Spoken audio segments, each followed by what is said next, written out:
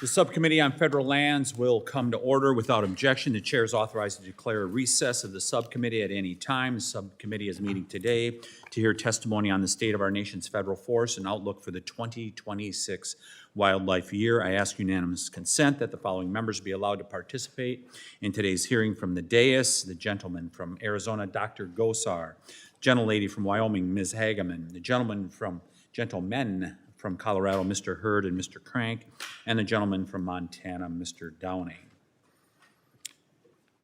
Also the gentleman from Puerto Rico, Mr. Hernandez, and the gentlelady, Ms. Hoyle from Oregon. Without objection, so ordered. Under Committee Rule 4F, any oral opening statements at hearings are limited to the chairman and the ranking minority member. I therefore ask unanimous consent that all other members' opening statements be made part of the hearing record if they are submitted in accordance with Committee Rule 3, Parent O. Without objection, so ordered. I'll now recognize myself for an opening statement. Thank you, Chief Schultz, Chief Tom Schultz, for being here with us today. I know that our members are eager to hear you discuss the challenges facing our federal forests and learn more about our efforts to restore forest health, protect American communities, and ultimately return the Forest Service to its core multiple-use mission. This is no small task, and your leadership during this challenging time is certainly appreciated.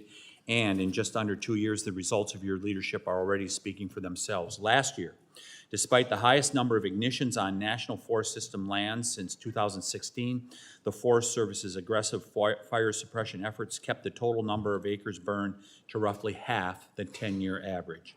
The Forest Service is more prepared than ever to aggressively attack new fire ignitions with more than 28,000 wildfire responders and 22,000 contracted resources ready to go at a moment's notice. And the Forest Service has launched a strategy to increase timber harvest by 25%, with a goal of reaching 4 billion board feet annually by 2028, a level not achieved since 1993. While these numbers are noteworthy under ordinary circumstances, they are particularly remarkable given the agency you inherited. Under the previous administration's misguided policies and fiscal management, the Forest Service was effectively insolvent, facing a $750 million budget shortfall and hiring freezes during the peak months of the wildfire year. In fact, we now know that the previous administration lived so far beyond its means that Secretary Vilsack sought on January 17, 2025, was approved to offer voluntary separation to 7,000 Forest Service employees. This was only after Secretary Vilsack openly contemplated the sale of federal lands to offset his rogue spending. I'd like to ask unanimous consent to enter into the record a letter dated June 1, 2026 from USDA Deputy Secretary Steve Vaden outlining the true extent of the previous administration's frivolous spending that has only now been truly uncovered. Without objection, so ordered. I suspect that we'll hear a lot of sky is falling rhetoric today from my colleagues on the other side of the aisle over things like closing vacant Forest Service buildings that are falling into disrepair or a unification that hasn't even happened yet. I'd only ask them where the similar levels of outrage were when their own administration seemingly lit over $750 million on fire and functionally tried to bankrupt the Forest Service.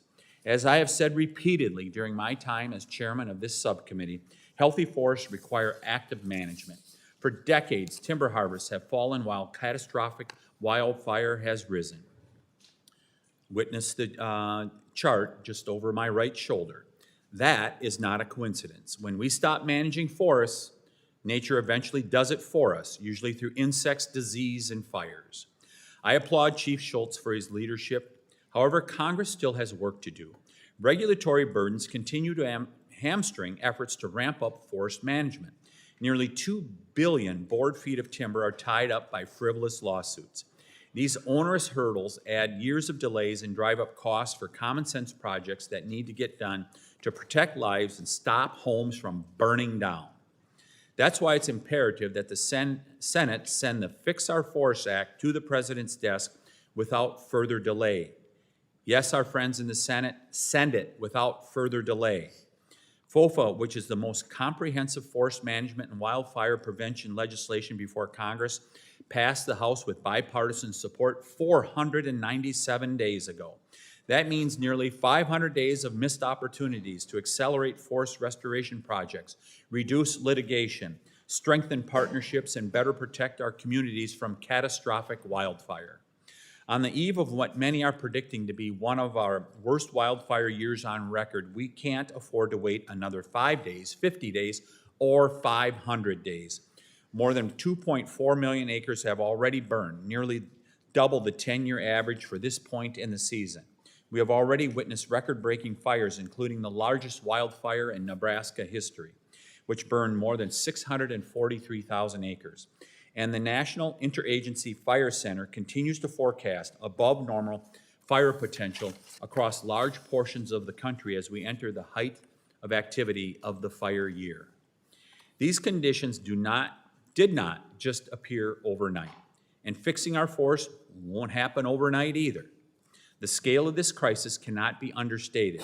An area the size of the state of New Mexico is at elevated fire risk. 46 million at-risk homes in the wildland urban interface, and 40% of all National Forest System lands overgrown with hazardous fuels, insect infestations, and disease. But through active forest management, strengthened wildfire response, regulatory reforms, increased timber production, and coordination with states and localities, we can begin to reverse the tide of our forest health and wildfire crisis. I want to once again thank Chief Schultz for appearing before the subcommittee today. The status quo is failing our forests, our firefighters, and the growing number of communities that live with the threat of catastrophic wildfire every year. I look forward to hearing more about the Forest Service's efforts to meet these challenges and how this subcommittee can partner with you in that effort. I will now recognize the ranking member of the full committee, Mr. Huffman, for his opening comments. Thank you, Mr. Chair. Chief Schultz, good to see you again. Thanks for joining us. We appreciate that you have come to testify twice in our committee in the span of 9 months. That is a good track record, and I hope we will see an ongoing commitment to maintaining an open line of communication with the committee. You have a big and very important job. I am mindful of that. Our national forests are both important resources for this country, but they're also the natural heritage that we've inherited, that we are entrusted to steward and take care of for future generations. Forests provide clean water, clean air, abundant wildlife habitat, and so much more. These are places where Americans go to escape hectic everyday life, connect with nature, and of course pursue all kinds of outdoor recreation opportunities. And national forests also have a deep and complicated connection to indigenous communities throughout the country. This includes sacred sites, cultural resources, and landscapes where cultural burning, co-management, and tribal priorities should be central to the mission. Overseeing all of this is just a massive responsibility. Unfortunately, since the last time we've had a chance to talk, from where I sit, things have gone from troubling to actually much worse. The administration has overseen a devastating cut to the Forest Service's workforce. We've lost approximately 25% of the entire workforce since the beginning of 2025. And if we can go back in time a little bit, and we need to do this because Deputy Secretary Vaden has been trying to blame staff cuts and reorganization on the previous administration, which I think is completely inappropriate. But for years, Congress underfunded the Forest Service. We should just accept that. Decades of Republican attacks on conservation, climate resilience, public lands led to underinvestment, particularly in the agency's non-fire budget. And House Democrats did take the opportunity to invest in the Forest Service, to change that trend and think about the next generation. We did that through the Inflation Reduction Act and the Bipartisan Infrastructure Law. Under the Trump administration, we have seen damaging and unilateral actions to undo that progress, to indiscriminately hollow out the agency. And so, yes, a prior administration was prepared to make the case to Congress that the Forest Service needed more resources to adequately maintain our public lands, but this administration has taken a very different path, pursuing public land sell-offs, workforce cuts, and unilateral decisions that make the Forest Service less capable of doing its job. And Chief, I think government reform should be a bipartisan priority if that's what this is about. If the goal is truly to make the Forest Service a better partner, a steward of our forests, Democrats are going to be right there with you to work on those things. But I don't think that's what's happening. This has never been about administrative efficiency. It seems to be about dismantling what is a vital institution, stripping down our public lands and selling it off for parts. Decimating the Forest Service staff is actually having major impacts on the ground. As Ranking Member Neguse has pointed out, under your leadership, Chief, the Forest Service saw a 35% reduction in hazardous fuel mitigation work. That should be very alarming to anyone who lives in fire country. But instead of rebuilding capacity, the administration seems to be busy pursuing reckless political priorities, a plan to reorganize the Forest Service, eliminating entire offices, shuttering research facilities, including several in my district, squeezing the agency staff, and moving the headquarters. These are things that don't improve efficiency or produce better outcomes. They're just checklists on the Project 2025 agenda. To make matters worse, you're going after the very protections that keep our forests intact. For one, you're proposing to roll back the 2001 roadless area conservation rule. This rule safeguards 44 million acres of the most pristine, treasured forests across our nation from clear-cutting and road building. President Trump stripped away hard-fought protections for the boundary waters, greenlighting a proposal to allow foreign mining corporations to operate in a sensitive watershed right next to our most visited and cherished wilderness area. And if all of that wasn't bad enough, the administration appears to be closely following Trump's playbook of corruption. Michael Boren, the undersecretary at USDA that oversees the Forest Service, appears to have planted his own yes men in the agency to give him a clear path to influencing decisions that impact his own properties in the Sawtooth National Forest, despite ethics guidance. He has used his wealth to silence his detractors by relaunching a dormant slap suit against two seniors for having the audacity to speak out against his unpermitted airstrip in a national forest years ago. As we prepare for what many anticipate being a very difficult fire season, the vital importance of an adequately resourced and supported Forest Service and the full attention of its leaders has never been more important. So I look forward to the conversation today, and I truly hope we can find a way to turn things around. I yield back. Gentleman's time has expired. I'd like to recognize the chairman of the full committee, Mr. Westerman. Thank you, Chairman Tiffany, for holding this important and timely hearing, and Chief Schultz, welcome back. It's great to see you again. Thank you for being here and for your leadership at the Forest Service. Part of what we'll be discussing today is the state of our nation's federal forest, but I hope this hearing can also serve as a wake-up call, not just for our federal forest, but for the entire forestry sector. The reality is what we're seeing in this country is nothing short of a silent collapse of our forest products industry. We have 193 million acres of largely overgrown, fire-prone national forest, and yet the United States is the largest importer of wood and paper products. Try explaining to anybody how we have abundant forest land in this country, yet we're the world's largest importer of wood products and paper, and we spend billions of dollars putting out forest fires every year. How does that make sense? It doesn't make sense. It's also created a doom loop for the health of our nation's forest and our nation's forest economy. Since 2000, approximately 1/3 of the total number of sawmills then in operation have shut down or severely curtailed their business activities. What used to be a problem confined to the West has now spread even further. And since 2019, 29 pulp and paper mills have also closed across the country. There are a couple of root causes, but one of them, and the biggest one, is markets. Without markets, The economic incentives to manage our forest evaporate. Mills shut down and rural communities lose jobs and livelihoods. Forests go unmanaged, becoming overgrown and eventually turning into powder kegs for the gigafires we're now experiencing in the West.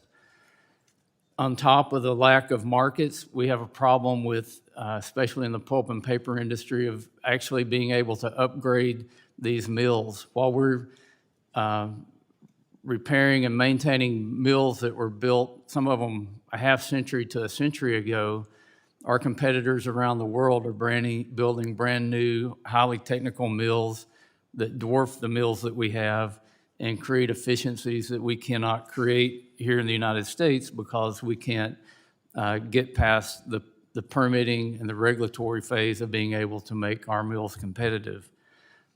We're yielding another part of America's vast economy to foreign competitors, and we've got to stop letting that happen. I'm sure a lot of today's conversation will focus on the Forest Service's budget request. What's crazy is that we've gotten so backwards on forest management that we can't even remember a time when the Forest Service used to return money to the Treasury and not be a drain on taxpayer resources. If we can end this doom loop of mill closures, restricted markets, and inactive management, the economics of forest management can start making sense again. Recent studies support this. A report from earlier this year examining 300 Western wildfires found that fuels treatments prevented $2.8 billion in economic losses. I've said it many times that there's probably no place more profound than forest management where an ounce of prevention is worth a pound of cure. Another statement backed up by research showing that every dollar invested in forest management saves $7 in wildfire suppression cost. There's no silver bullet to achieve what I've just described. It's going to take a lot of hard work, and it's going to take a focus and an effort on making things better. A good starting point, as has been mentioned, is passing the Fix Our Forest Act and sending it to the President's desk. FOFA incentivizes markets for forest products, both for high-value and low-value materials. The bill does this by fixing 20-year stewardship contracts so that businesses have the certainty they need to invest hundreds of millions of dollars in new sawmill infrastructure. FOFA also supports new markets for low-value materials by creating biochar demonstration projects across the country. Above all, FOFA creates the regulatory environment necessary to stimulate new market growth. NEPA delays, endless interagency consultations, and frivolous lawsuits all stymie investment in our federal forest and choke markets. Nobody will build a new mill near federal lands when it takes 3.6 years to begin mechanical treatments and 4.7 years to begin a prescribed burn on average, and where they have no certainty in what's going to happen when one administration changes to the next. Nor will they invest hundreds of millions of dollars in wood processing infrastructure when forest projects are the #1 litigated project type across the entire federal government, adding an average of 2 to 4 years of additional delays. Though expanded categorical exclusions, codified emergency authorities, and common sense litigation reform, FOFA starts to fix not only our forest, but our forestry markets and the rural communities that depend on them. It's a forest health bill, it's a job creation bill, and it's an economic growth bill. It's past time for the Senate to act and send it to the President's desk. In closing, Chief Schultz, I appreciate your efforts to refocus the Forest Service on its core multiple use mandate to actively manage our forests, protect communities from catastrophic fire, and ensure Americans can access and enjoy our federal lands. I hope we'll be able to send some more help your way soon with the Fix Our Forest Act so you can keep up this great work. Thank you, Mr. Chairman, and I yield back.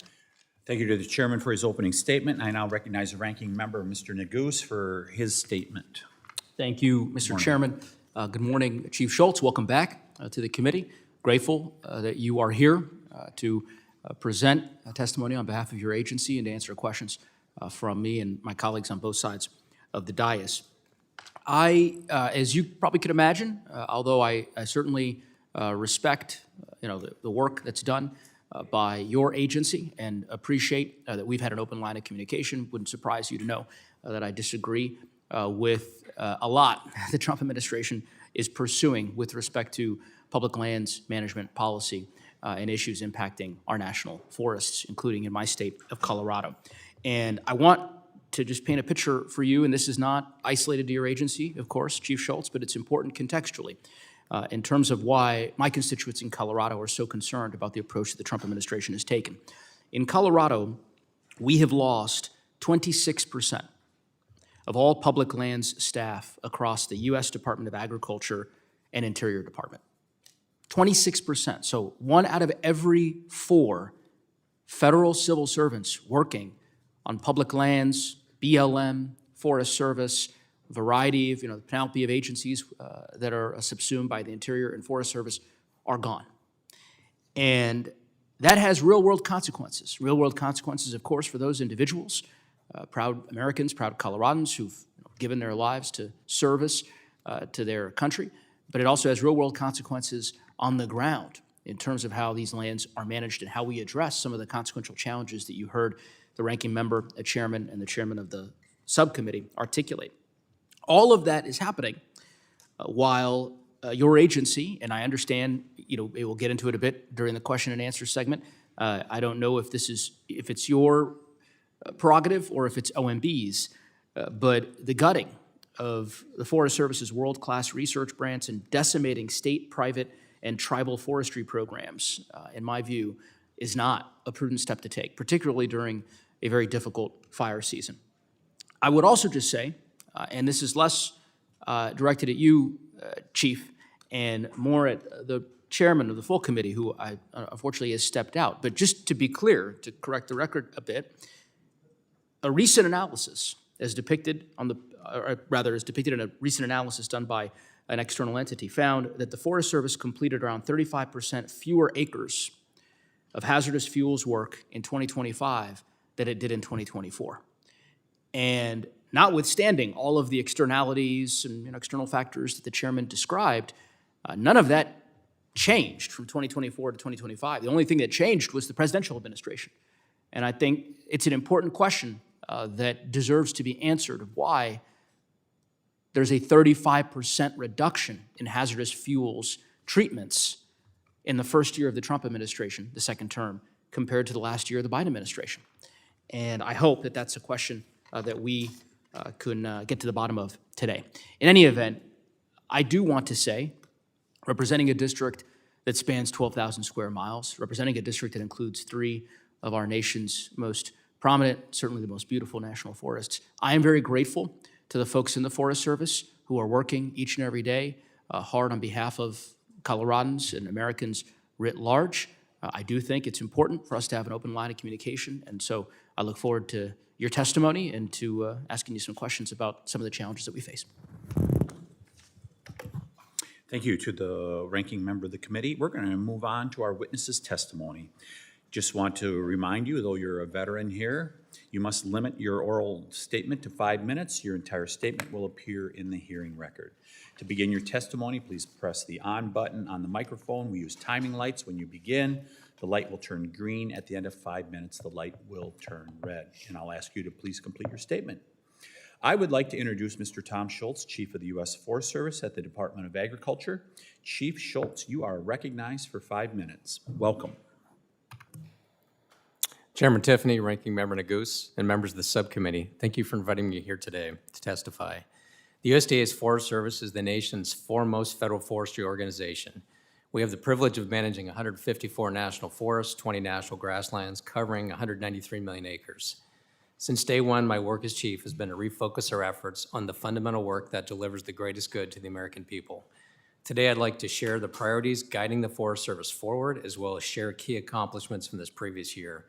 Our priorities reflect a back-to-basics approach that centers on the work that we know matters most: keeping people safe, protecting communities from wildfire, actively managing our forests for health and productivity, supporting communities recovering after disasters, expanding access to the outdoors, increasing domestic mineral production, cutting unnecessary red tape, and strengthening partnerships that make all of this possible. Safety is at the center of everything that we do. Whether it's firefighter safety on the line or an employee in the field, safety is our first and last priority. I'm proud to say that we reduced OSHA-related recordable incidents by more than 15% year over year between 24 and 25. That's a direct reflection of the culture that puts safety first. Wildfire readiness and response remains one of our most urgent responsibilities. We're prioritizing rapid, aggressive initial response so that we can keep fires small. We've invested in staffing, coordination, contracting, and infrastructure to meet the reality that the fire season in many cases can extend upwards of 12 months, and we're seeing results. As was mentioned in the chairman's opening statement, in fiscal year 25, even though we had the highest number of wildfire starts on the national forest in nearly a decade, the acres that were burned were held to about half of the 10-year average. Our initial attack success rate was the strongest in 12 years, and we treated about 3.3 million acres to reduce hazardous fuels. And for the fiscal year, we have already treated nearly 2.2 million acres nationally, or 61% of our target as of May, with more than 1.6 million acres in prescribed fire at nearly 500,000 acres more than last year at this time. In addition to these hazardous field treatments, other forms of active forest management, including timber production, grazing, reforestation, all remain essential to healthy, resilient forests. In 2025, we exceeded our timber targets, selling 2.95 billion board feet. This supports domestic mills, strengthens rural economies, and improves forest health. We're implementing the National Active Forest Management Strategy, and we are on target to increase our volume offered by 25%, with an overall goal of 4 billion board feet by fiscal year 28. We're also modernizing grazing processes and expanding access to ensure grazing continues to promote healthy landscapes and resilient rural communities. Last year, we completed the highest level of reforestation in more than 25 years, reforesting almost 287,000 acres and improving stands on another 165,000 acres. America's forests also play a critical role in supporting domestic energy and mineral production. The Forest Service is committed to facilitating responsible development, especially of critical minerals essential to national security, technology, and energy, while reducing unnecessary regulatory delays. We're currently working on 20 Fast 41 projects, including 6 covered and 14 transparency projects. Disaster recovery. When disasters occur, the Forest Service is a key partner in recovery. Following the 2024 hurricane season with Hurricane Helene, we opened up more than 1,500 miles of roads and nearly 700 miles of trails and 34 recreation sites. Across more than 100 disaster recovery events, we awarded $885 million in contracts and $1.5 billion in agreements to restore landscapes and infrastructure. Recreation access and infrastructure. We're also working to expand recreation access and improve visitor experience for millions of Americans who enjoy their national forest. Under the Great American Outdoors Act, we completed 125 deferred maintenance projects, improving 162 rec sites and 78 roads and bridges. The Forest Service is working alongside states, tribes, and local governments to manage the nation's forests more effectively. In the past 2 years, we have signed and entered into shared stewardship agreements with 7 states and 3 tribal nations. By the end of fiscal year 25, we had 540 active good neighbor agreements, 99 which were signed in the past year. These partnerships help expand capacity, cut through operational challenges, and deliver restoration work. We're also taking significant steps to reduce red tape and improve organizational efficiency. Since reorganization, relocating headquarters to Salt Lake City, shifting to a state-based leadership model, and creating operational support centers, and unifying research programs designed to move decision-making closer to communities and landscapes that we serve. This shift represents a structural reset and common-sense approach to improve mission delivery. As we look ahead to the 2026 fire year, we enter a season that is facing elevated fire potential across large areas of the country. We're also unified and prepared. We have hired more than 11,000 firefighters, up 6% last year at this time. We will reach our goal of 11,300 firefighters by July. We have increased the number of red-carded personnel, non-fire staff, by more than 450 employees, giving us more surge capacity when fires do occur. Finally, we're working with the Department of Interior and Congress as directed in the administration's broader effort to consolidate the nation's wildland fire system. These efforts are moving forward without compromising operational readiness. Throughout all of this work, our commitment remains constant to protect the public, support our partners, and ensure a rapid, effective, and unified response to wildfires across the nation. Chairman Tiffany, Ranking Member Neguse, and members of the subcommittee, thank you for inviting me here today. Thank you for your testimony, Chief Schultz, and we're going to turn to questions now. I will lead off questioning. Chief, the subcommittee hears consistently about the loss of wood processing infrastructure in the West and in rural communities across the United States. It's one of the biggest barriers to active forest management. I ask for unanimous consent to enter into the record maps from Idaho, Montana, Oregon, and Washington that show the closure of more than 430 sawmills since 1990. Without objection, so ordered. What is the Forest Service doing to provide the certainty and reliable timber supplies that will encourage new mills to be built in these communities? It's a very difficult question that you've raised. We have lost significant capacity, but the Forest Service has stepped up on the supply side. As I mentioned in my opening statement, we're increasing supply and certainty. So what industry is looking for, what communities want, is certainty of supply in many cases. We're increasing this year our outputs by about 20, it's going to be about 250 million board feet over last year. And then Congress has directed in the reconciliation bill for us to increase that every year over the next 10 years by 250 million feet. So the plan over the next 10 years is to basically get us close to the forest plan direction. If we implemented every forest plan in the country and did what the plans say we should do, we would be selling about 7 billion board feet a year. The direction from Congress aligns with that forest plan direction. And over time, over the next 10 years, we will be in a position that we will be implementing forest plans fully. So if we just followed the existing plan, we would get to 7 billion board feet, is that correct? Yes, sir, and that's pretty much directly aligned with what Congress has given us direction in the reconciliation bill to do. So there's direct alignment between full forest plan implementation and direction from Congress. So in other words, we're about half of that 7 billion or less, is Yes, that sir. correct? That is correct. Yeah. The comment was brought up here that there's a 35% reduction in hazardous fuel treatments. Give us some context behind where that comes from. Yes, sir. So just to be clear on numbers, we treated about 3.3 million acres last year. So the 35% doesn't recognize that 3.3 million acres. I'm not sure who produced that number.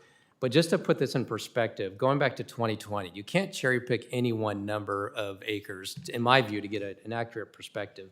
So if we go back to 2020, we treated 2.6 million acres.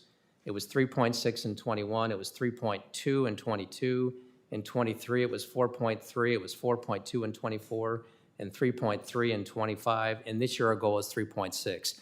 We've already treated 2.2 million acres year to date, which is about 500,000 acres ahead of where we were last year. So when you look at the context, in terms of a 5-year average, we're right in there last year about where the 5-year average was. It is correct that we did drop year over year, but you have to look at where we dropped. Primarily that was in the south. So when we talk about where we protect communities from wildfire threats in the west, the western acres that were treated for prescribed fire were pretty much where we've been and where our goals were. Where we had a fall down a little bit was in the south, in Region 8 predominantly. And that was due to some issues about moving people around early in the season. So what we've seen this year is Region 8 stepped up. We got our acres treated earlier in the year. So we're on target to hit our goal this year. Last year there was a little bit of fall down, but it wasn't predominantly in the west where we have a lot of the concerns about communities being impacted. The impact was primarily in Region 8, which a lot of that's tied to silviculture in terms of southern yellow pine and what is needed to basically grow and maintain sure that we manage southern yellow pine plantations. So that's the picture. So when you look at a 5-year average, we're about right in where we were over the last 5 years. We did have a fall down year over year, but it was primarily in Region 8. It was not across the west. Breakthrough Institute recently released a report understanding NEPA litigation. And in the study, they found that NEPA lawsuits oftentimes add nearly 4 years of delay to forest management projects, even when the agency wins the lawsuit. How much time and agency manpower is the Forest Service currently devoting to frivolous lawsuits?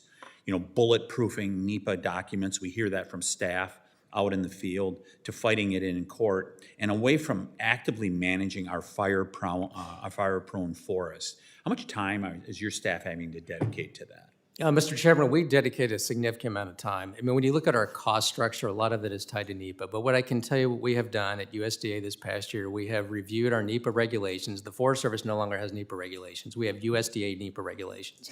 So the agency as a whole took an approach working with USDA, consolidated that. We used some of the BLM NEPA regulations. So now we have a much more streamlined approach. So in NEPA, we have clear requirements to complete NEPA within 2 years for an EIS and within 12 months for an EA. So it has been a significant burden in the past. We are going to be streamlining that process with the new regulations that the Secretary has adopted for the entirety of USDA. So you're trying to fix that problem? Yes, sir. I yield, and I recognize the ranking member for his questions. I thank the chairman. First, I want to say again, thank you, Chief, for visiting with me last year. And I think unlike the vast majority of your colleagues in the Trump administration's cabinet, I appreciated your bipartisan reach out to both Democrats and Republican members here in the House. I also want to say I appreciate the factual description you gave with respect to hazardous fuels reductions, and I know the chairman is still not, he'll come back here at some point, I presume, to ask you some questions.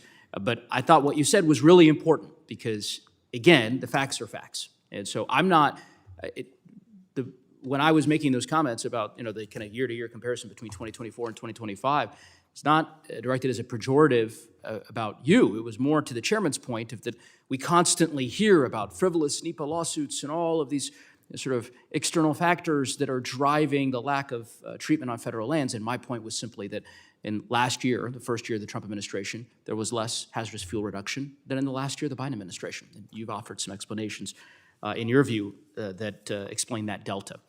I want to talk a bit about pine beetle. I'm sure you're very familiar with this.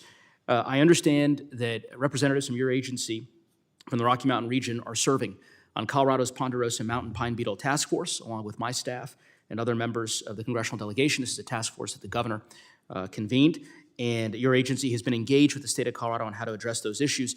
I just want to ask if you'd be willing to commit to continue to work with the state of Colorado and my office on some of the legislative efforts that we may need to pursue in response to that task force's work. Yes, sir, Mr. Goose. And just so you know, I have met with the governor on this issue, and I've met with the state forester, and we are definitely committed to working with the state of Colorado to address those issues. Yes, sir. I appreciate that. Again, I appreciate the open line of communication with our state forester, who I think is doing a great job in Colorado, and our governor, and so we'll follow up on that front. I know we've had this exchange previously, so I don't want to rehash it here a year later, but suffice to say, as you are well aware, I deeply disagree with OMB's suggestion that we eliminate the state, private, and tribal forestry program in the Forest Service. I just think that is a terrible mistake. I welcome your views on that front. I understand maybe it is something that your agency is supportive of, or perhaps this is something that OMB has simply dictated. But yeah, I welcome your feedback. I just think that given all the challenges we're facing and the really intense fire season, that state and private and tribal forestry program is really important. Yeah, Mr. Nagoose, Mr. Chairman, I've been involved in state forestry for about 30 years, working at a state level, and I can assure you that state and private forestry programs have always been viewed at a state level with skepticism in terms of ongoing federal funding. It's something that has been an ongoing issue and has been on the chopping block in many cases for many years. What the administration is trying to do is recognize that as we look at responsibilities of the federal government versus the state, where are those responsibilities best placed? What I can tell you, though, is you look at the house mark in the budget. The house mark that has come forward right now funds state and private tribal programs at about 91% of what we were funded in fiscal year 26 for 27. So right now, if the House moves forward with the existing mark, I would not expect significant changes in state, private, and tribal programs. Thank you. Last question, Maroon Bells. Have you ever been to Maroon Bells Scenic Area in Colorado? I have not, no, sir. Yeah, we welcome you to come visit it. I know my colleague from the 3rd Congressional District, very proud of. He's got a lot of wonderful scenic areas. This happens to be one of them. You're probably familiar with this, but essentially the Forest Service has just recently made some announcements regarding the Maroon Bells Scenic Area. There's a lot of backlog with respect to deferred maintenance, and the Forest Service has essentially said that they will no longer or are looking for arrangements to be able to offload the management of the scenic area to private or public parties. And while I have every belief that Pitkin County, of course, would be a trusted steward of Maroon Bells, I think it's a mistake to think of our public lands in this transactional way, where if the math simply doesn't even out, and because of a particular deficit in terms of deferred maintenance here, that now no longer means that the Forest Service is willing to ensure that these lands are still preserved in public lands, in public management of those lands. And so I'll give you a chance to respond here, but I would encourage you to take a look at some of these scenic areas that, yes, perhaps there is deferred maintenance and it's a larger number, but at the end of the day, it's important for the Forest Service to continue to maintain those on its balance sheet, in my view. Yes, sir. So, Mr. Goose, Mr. Chairman, when it comes to sites, different sites, we've actually entered into a lot of different agreements. And we have concessionaires that we use on a number of locations. So when we talk about, I wouldn't use the word offloading necessarily, but how we manage sites, we actually work with the state of Colorado, and we're looking to expand some of those with the state parks there in terms of opportunities where the state can provide actual management of some of those different sites. We've also worked with tribes. Here's an example with the tribes. With Great Sioux Nation, I was just out in Rapid City here a month and a half ago. The wilderness area, the Black Elk Wilderness, in and around Rapid City is an area that's about 40,000 acres. The Great Sioux Nation is going to be managing that wilderness area. So we are looking for partners in many cases, whether it's concessionaires, whether it's states, whether it's tribes, to work with the Forest Service to ensure that those sites can be managed. In some cases, we're the best entity to manage those sites. In other cases, it's other entities. And Mr. Westerman's state of Arkansas, we've actually got a site there, Blanchard Caverns, where the state is actually stepping in state parks in Arkansas and going to manage that site for us as well. So we're looking for opportunities to partner across the spectrum, states, tribes, counties, concessionaires, to better manage sites so that the experience that the public is looking for we're doing. So we'll take a look at that specific site you talked about, but the intent is not to divest of sites necessarily. It's like looking at the best way to manage those sites for the long term.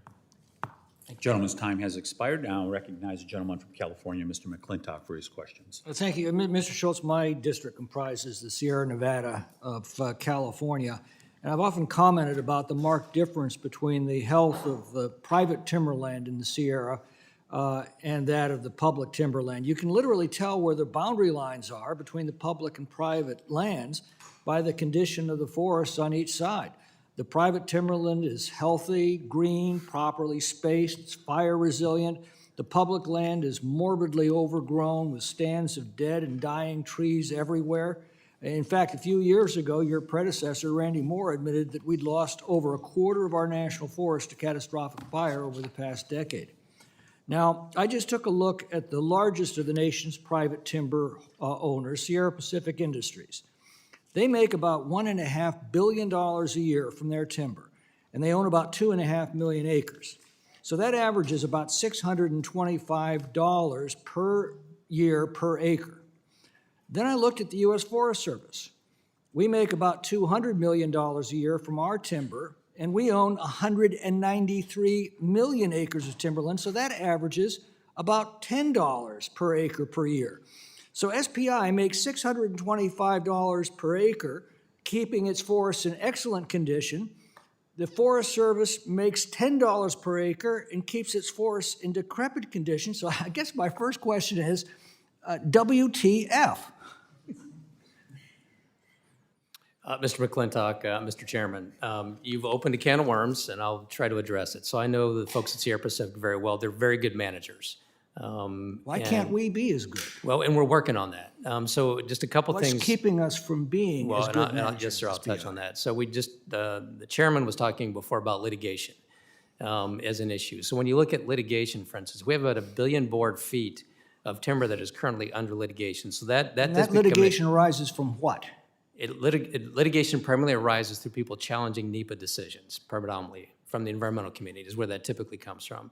What you see, though, is in California. In other words, very bad laws that prevent you from being as efficient as SPI, not only in maintaining our public lands, but also producing revenues from them. The other thing, though, that we're impacted by is you talked about the acres that we have. We have 193 million acres of national forest lands, but only about 25% of those lands, about 50 million acres, are currently suitable for timber management that are classified. We have roadless, we have wilderness areas that takes about 50% of those lands off the bat, right out of the gates. Well, exactly right, but that's a decision that we policies. made. That's our fault. Yes, sir. But I'm just letting you know, you're asking the question. And the Congress should be addressing these issues, should it not? Yes, sir. I mean, if we could make the U.S. Forest Service as efficient as SPI, we would have the same kind of beautiful, resilient forests that they constantly maintain, and we'd be producing, by my calculations, about $120 billion a year. Now, as you know, the revenues from federal timber auctions are divided between the local communities. 25% is supposed to go to the local communities as compensation for all of that public land off their tax rolls, and the other 75% goes back into the Forest Service. Well, just that 25% cut is $30 billion. That's almost 4 times what we dole out in PILT and Secure Rural Schools funding, for example. Yes, sir. So just a couple things in Region 5, which is California, just to put this on your radar. This year, our goal is to sell about 400 million feet, and that's probably about double what we did last year. So what we're seeing is we've definitely put more focus on Region 5 in California, and you're spot on. But the impact of wildfire has been significant. Yeah. One forest alone, the Mendocino forest, 92% of that forest has But burned the in the last fault 5 of years. the condition of these lands is ours because of the laws that we passed and the litigation arising from them that keep us from maintaining our public lands in as good condition as the private lands. Is that essentially it in a nutshell? Mr. McClintock, Mr. Chairman, there is a litany of things that have been identified through the years, identifying issues of why the management of national forests has been impaired, but definitely there is a concern over the laws that have been passed. Yes, sir. One other quick question regarding Mr. Negus's concerns. Do we still count fire-destroyed acreage as being treated? Mr. McClintock, Mr. Chairman, so no, we don't necessarily directly count that. What we have is if areas have been basically prescribed fire, we count those acres as being treated. If a fire burns into an area where there's been NEPA completed on that area, that can be counted if it's not catastrophic. It's got to be a fire that is deemed beneficial. If it's catastrophic or even mid-severity fires, it doesn't count. It's got to be a low-intensity fire that is deemed beneficial in an area that was basically going to have some kind of fire prescription put on the landscape. It can't just be a random fire that shows up anywhere that's catastrophic. That would not count, no, sir. Thank you. Yes, sir. Gentleman's time has expired, and now recognize the gentle lady from New Mexico, Representative Leisure Fernandez. Thank you, Thank you, Chief Schultz, for being with us today to answer our questions. As you may know, I represent the beautifully diverse state of Nuevo Mexico, where in my district alone, we have the Carson, the Sangre de Cristo, we have the Jemez Mountains. Forests are not only a place where we enjoy the beauty, it's where our water comes from, it's where our livelihoods have been centered, not just for one generation, but I'm a 17th generation New Mexico. Forests are our lifeblood and our waterways. And so we care a lot about them.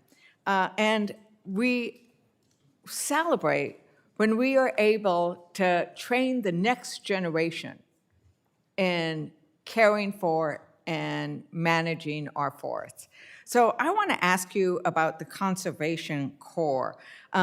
These are wonderful young people who should be working in our forests right now, but we understand that they can't because the Forest Service has not finalized their agreement. Nationwide, your actions have prevented over 1,000 Corps members from working. I understand that's partly because the Forest Service suddenly stopped allowing volunteer labor to count as an in-kind match. Chief Schultz, can you explain why the Forest Service can't count volunteer labor as an in-kind match? Yes, Ms. Ledger Fernandez, Mr. Chairman. First of all, I just want to respond to your comment about what you care about the forest. And I would say we have a lot in common. We both want clean water. We want healthy forests. We have a lot of the same goals and objectives that we're trying to achieve.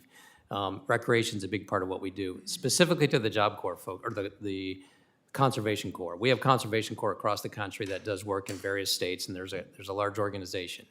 Under prior years, in terms of what was permitted for how those agreements were working, they were allowed to count certain indirect costs that have been questioned in terms of the legitimacy of how those have been calculated. So the Forest Service has permitted that, but there's a question now about what we've done. So that's something we're taking a hard look at, working within USDA and working with OMB to evaluate what processes we are currently doing versus what we've done historically. So, Chief Schultz, I'm looking at a manual dated May 28th, 2025, that says that 25% of the total project cost can come and can be wholly attributed to the independent sector valuation of volunteer labor. So volunteer labor should be able to be counted. Do you disagree with this statement in the manual? So ma'am, that manual is being questioned right now in terms of the legitimacy of what was in the manual that currently. So the legitimacy of the manual is being questioned. That is correct. Yes, So ma'am. do you know who signed this manual? It was approved by Tom Schultz, Chief. That's right. So you approved this, and now you're stopping all these young people from working based on something you approved. I want to go to another issue. I think it's ridiculous that when we have lost 1 in, 26%, 1 in 4 of our USDA workers, that kids who want to work on and volunteer and learn, the next generation, we're stopping them. I want to go to the issue with regards to research. As you know, you have your budget would zero out some of the research funding. But I would ask you, don't you agree that research gives us a better understanding of drought, invasive insects, and other threats to tree health? And to make our forests more safe, how water goes. I mean, we have universities in New Mexico that are studying these, are working with the local communities to understand how to prevent catastrophic fires and how to recover for them. Why would you submit a budget to Congress to zero that out? So, Ms. Ledger-Fernandez, Mr. Chairman, it's similar to the discussion that Mr. Neguse raised with regard to state and private and tribal programs. The administration has taken a hard look at this and feels that there's an opportunity for greater participation from states, from universities, other private sector entities to step up in the research arena. But what I will also clarify is that in the house mark of the budget, they have funded research at 95% of the levels from the 26 budget. I agree with you. We have funded it, but you have requested that it zero out, and that shows you that there is a disconnect between what the Trump administration wants, and thank heaven that on a bipartisan basis, Congress has said, we're not going to let you zero it out, but it just shows you where the priorities are of the Trump administration, of the USDA, that they would zero this out, and it has an impact. You zeroed out, 20%, and this is not exactly in your, but 20% of the staff that deal with the screwworm are no longer there. And it's now in Texas, and it's headed to New Mexico. These kinds of things are problematic, and with that, I yield back. Gentlelady's time has expired. I will recognize the gentleman from Oregon, Representative Benz. Thank you, Mr. Chair, and thank you, Chief Schultz, for being here today. Just to make sure I ask this question, because I'm from Oregon, and I represent 2/3 of the state, millions of acres of forest. And the question that I need to ask is, are you prepared for this fire season? And if not, what do you need to be prepared? Mr. Benz, Mr. Chairman, yes, we are prepared. In my opening statement, I mentioned we actually have hired more firefighters this year than over the last year and the year before by about 5 to 6% ahead of where we were at this point in time last year. We also have an additional 450 red-carded employees above where we were last year at this time. So we do feel we are prepared, yes, sir. And you know that we stand ready to do whatever you tell us we need to do, at least try, but you need to tell us. So if your opinion changes, let us know, please. Let me shift to a question that was asked to you earlier by Congressman McClintock, and the issue was litigation. And the question was, what's the foundation for that litigation? And I don't think we quite got to it, but it would be my understanding from my 6th year on this committee that the primary basis for litigation is the Endangered Species Act. Is that correct? Mr. Bentz, Mr. Chairman, it varies between NEPA and the Endangered Species Act. Both of those are primary litigation tools, yes, sir. It probably wouldn't surprise you that we Republicans have brought repeatedly proposals to, in some fashion, modify the ESA and NEPA to try to allow us to head off some of these lawsuits that prevent us from removing fuel from the forest. And our colleagues on the other side of the aisle have repeatedly opposed such actions. If the basis for the lawsuits, which are preventing us from trying to make the forest safer, is the Endangered Species Act, would it be your recommendation that we do something with that act to try to remove at least a portion of that legal obstacle to cleaning up our forests? Mr. Benz, Mr. Chairman, I think it's always good to look at statutes and legislation that we have and review that to see what can be done. But I also know administratively the Fish and Wildlife Service is taking a hard look at rules and regulations, things that they can do, whether Congress acts or not. But I think it's in your purview to take a look at those statutes.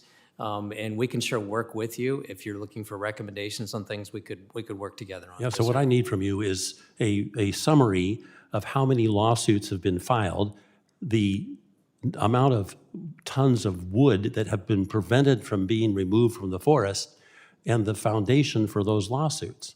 Because we need to be able to call out to these communities that have been destroyed by fire who allowed the forest or prevented us from cleaning up the forest that then allowed people to die and millions of acres of timber to be destroyed, not to mention housing.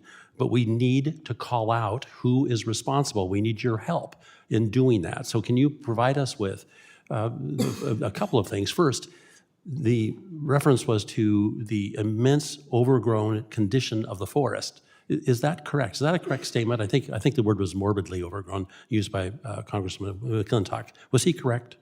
Mr. Bentz, Mr. Chairman, yes, sir. So just to put it in context, we have 193 million acres, as has been cited previously. About 112 million acres, or more than 2/3 of the national forest roughly, is in some condition at either high or very high risk of catastrophic wildfire or infested with insects and disease. So we have significant forest health issues across the country, predominantly in the West. Yes, sir. So we hear constantly about, again from many, but certainly on the other side of the aisle, all about scenic values, conservation, preservation, education, deferred maintenance, but not a peep about the obstacles to preserve the forest that provide all of those values. So again, you're in the very best position to provide us with descriptions of the immense risk that's been created by these incredibly overgrown forests. I've heard numbers like 2,000 stems per acre when there should be something like 80. And how in the world do we address this issue when we're constantly being prevented from doing so by laws like the Endangered Species Act? I'm not suggesting repeal. I'm suggesting modifications so we can actually preserve the very thing that we want. I very much appreciate you being here today, and Mr. Chair, I'd like to offer for the record the report from the National Interagency Fire Center that talks about the incredible danger this year that we're facing. If so, Without objection. thank you so much. Thank you, Chief Schultz. Yield back. Gentleman's time has expired, and I'll recognize Dr. Dexter for her questioning.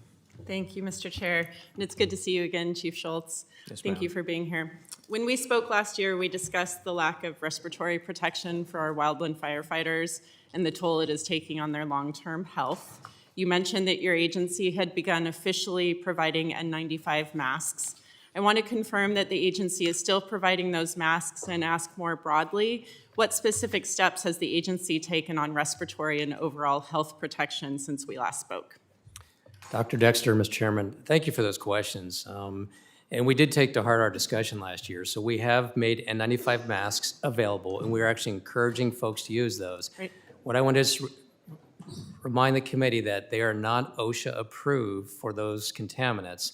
But what we are doing is we're going to be over the next several weeks looking at other interim measures to put in place, whether it's washing clothes, washing your body at the end of the day, even also having monitors available for firefighters if CO2 levels get too high to make them aware that so they can step back. Wonderful. But we are looking at this issue. The other thing real quick too is that we are working with OSHA and DOI right now. We're going to be piloting some new respirators next year that I can't say they're going to be OSHA compliant yet, but they're working toward an OSHA compliant respirator that would be piloted next year, and then hopefully within the next 12 to 18 months, we can get that finalized. But Thank you we so definitely much. took to heart your concerns. Yes, No, ma'am. and I really appreciate that. We, as you know, are working on wildland firefighter protection legislation that would include really pushing the efforts that the Forest Service is already taking. So thank you. We want to support that and actually fund it. So thank ma'am. you. Are there other barriers that are slowing progress on protecting the safety of wildland firefighters other than the ones that you just spoke to? And what do we need to do to help move faster? Dr. Dexter, Mr. Chairman, there's been a couple other issues that have come up in the media here. MREs was one that came up. You might remember that as well. So Department of War is probably 98, 99% of the MREs that are issued. And they have confirmed based on their vendors and what testing has been done, those are okay. But we have also made other MREs available to our firefighters. So in addition to the traditional ones, we make another one now available. I was actually at the Fire Sciences Lab in Missoula here recently and saw what they're affording our firefighters. And it meets the caloric intake. It actually looks pretty healthy, and I would definitely eat it if it was me. But it's an option other than the traditional MRE if someone chooses to use that. Great. Additionally, PFAS was raised as a concern in clothing, and it's basically a water repellent that is sprayed on clothing. All of those pants that had the PFAS in them have been removed, and we have issued non-PFAS, pants out to our firefighting forces. So those have been collected back. So those are two other safety issues that have come up kind of in this arena that we have addressed. Yes, ma'am. No, I very much appreciate it. You and I spoke about this, but for 30 years, we've known about these things that are killing our firefighters, putting them at risk. And so we just really want to work together on this with our wildland firefighter package. So look forward to talking with you later about that. You bet. And again, you're here to talk about the budget. So in the time I have left, I want to do that. The Forest Service has fired 10,000 workers and is now proposing a 75% budget cut. In Oregon, nearly 250 scientists and researchers at the Pacific Northwest Research Station are being told they must relocate to Colorado, and if they can't or won't, they'll likely be pushed out. These are people with decades of place-based expertise doing the wildfire prevention and forest management work that my colleague from Oregon was just talking about. We need to do better. And so, at the same time that the agency is shoving out really knowledgeable and highly qualified scientists, we've had multiple special political senior advisors appointed to advise the Forest Service, including Mr. Ken Verheyen, who appears to have no background in forest management or federal government service. And while Mr. Verheyen does have, what he does have is a close personal connection to Undersecretary Boren. He is Mr. Boren's neighbor and a member of the Sawtooth Conservation and Recreation Alliance, an organization Mr. Boren helped create, made up of wealthy landowners in the Sawtooth National Forest that has had repeated conflicts with the Forest Service. So my question is straightforward, and I recognize the lack of time. Chief, are there other political advisors with ties to Mr. Boren in the Forest Service or at the Department of Agriculture? Dr. Dexter, Mr. Chairman, so you had a couple things wrapped up in there, and I think the chairman will let me respond to your question. So first of all, in the employees, I think you commented there were 10,000 employees that were fired. Just so we're clear, we had about 6,500 people that took the DRP, the deferred resignation. They were not fired.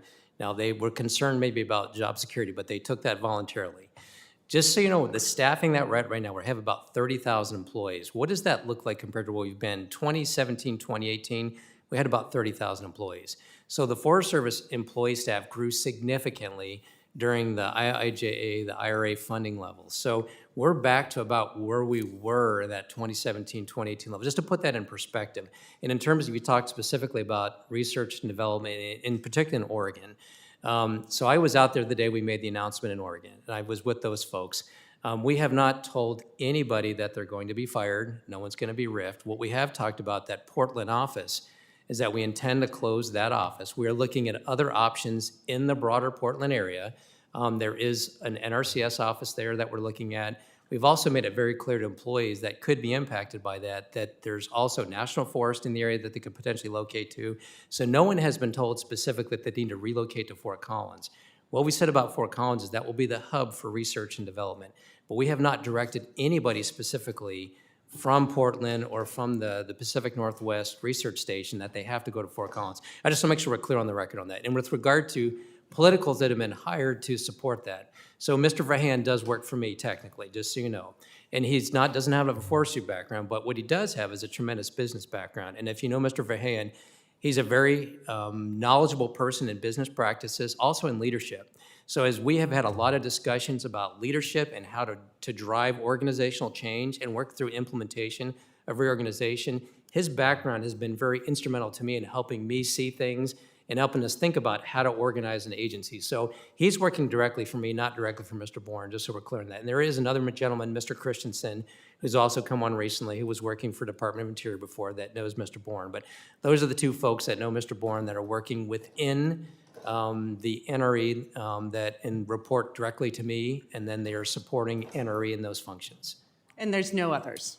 Mr. Bangerter works for me as well, but he's not sitting in NRE or anything. He works directly for me. Yes, ma'am. Those are the three. Gentlelady's Mr. time Chair. has expired.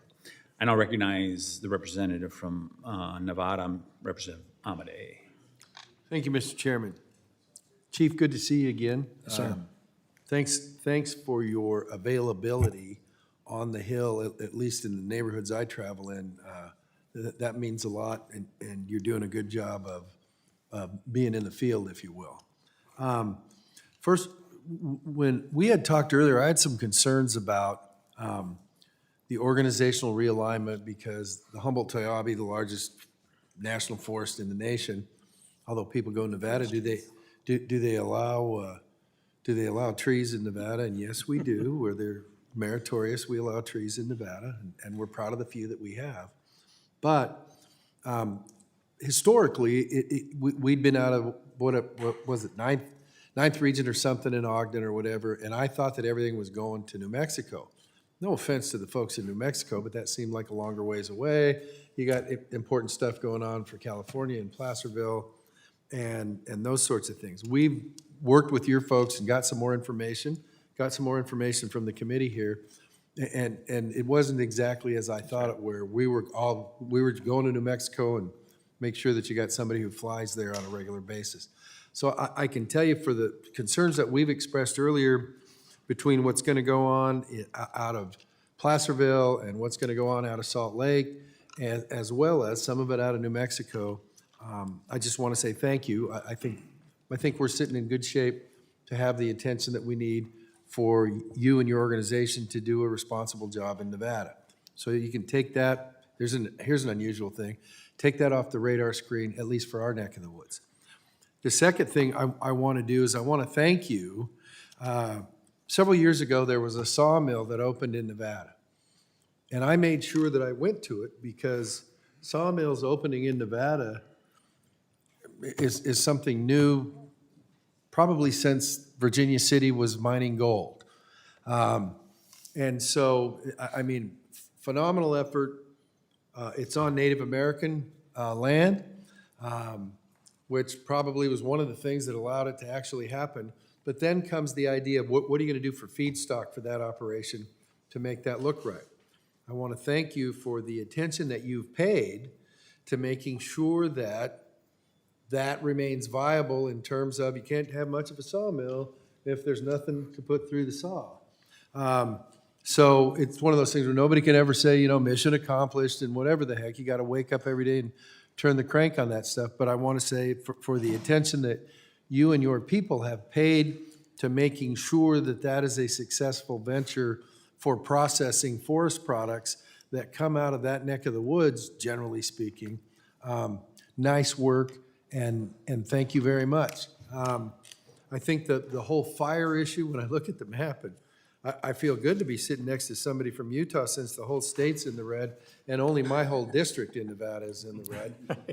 Not all of it, the parts that aren't are ones that have burned recently. So I guess that's good black or something like that. But anyhow, we're going to keep watching that just because we want to make sure that at the end of the day, when we're talking large air tankers, seats, all that stuff, the National Fire Center and how assets get done, that the improvements that I think you're seeking are, going to bear real fruit. So I guess before I yield back early, Mr. Chairman, how about that, huh? I want to say thank you. Keep it up. We appreciate the working relationship. We'll be in touch. Have a nice day. I yield back, Mr. Chairman. Will the gentleman yield to the chair? Yes. Mr. Chairman, could I just respond real quickly on that? Hit the commentary? So, Yes, you may. thank you, sir. Mr. Amadei, appreciate you calling it out. And there were some comments made earlier by the chairman and Mr. Westerman about the need for certainty of supply.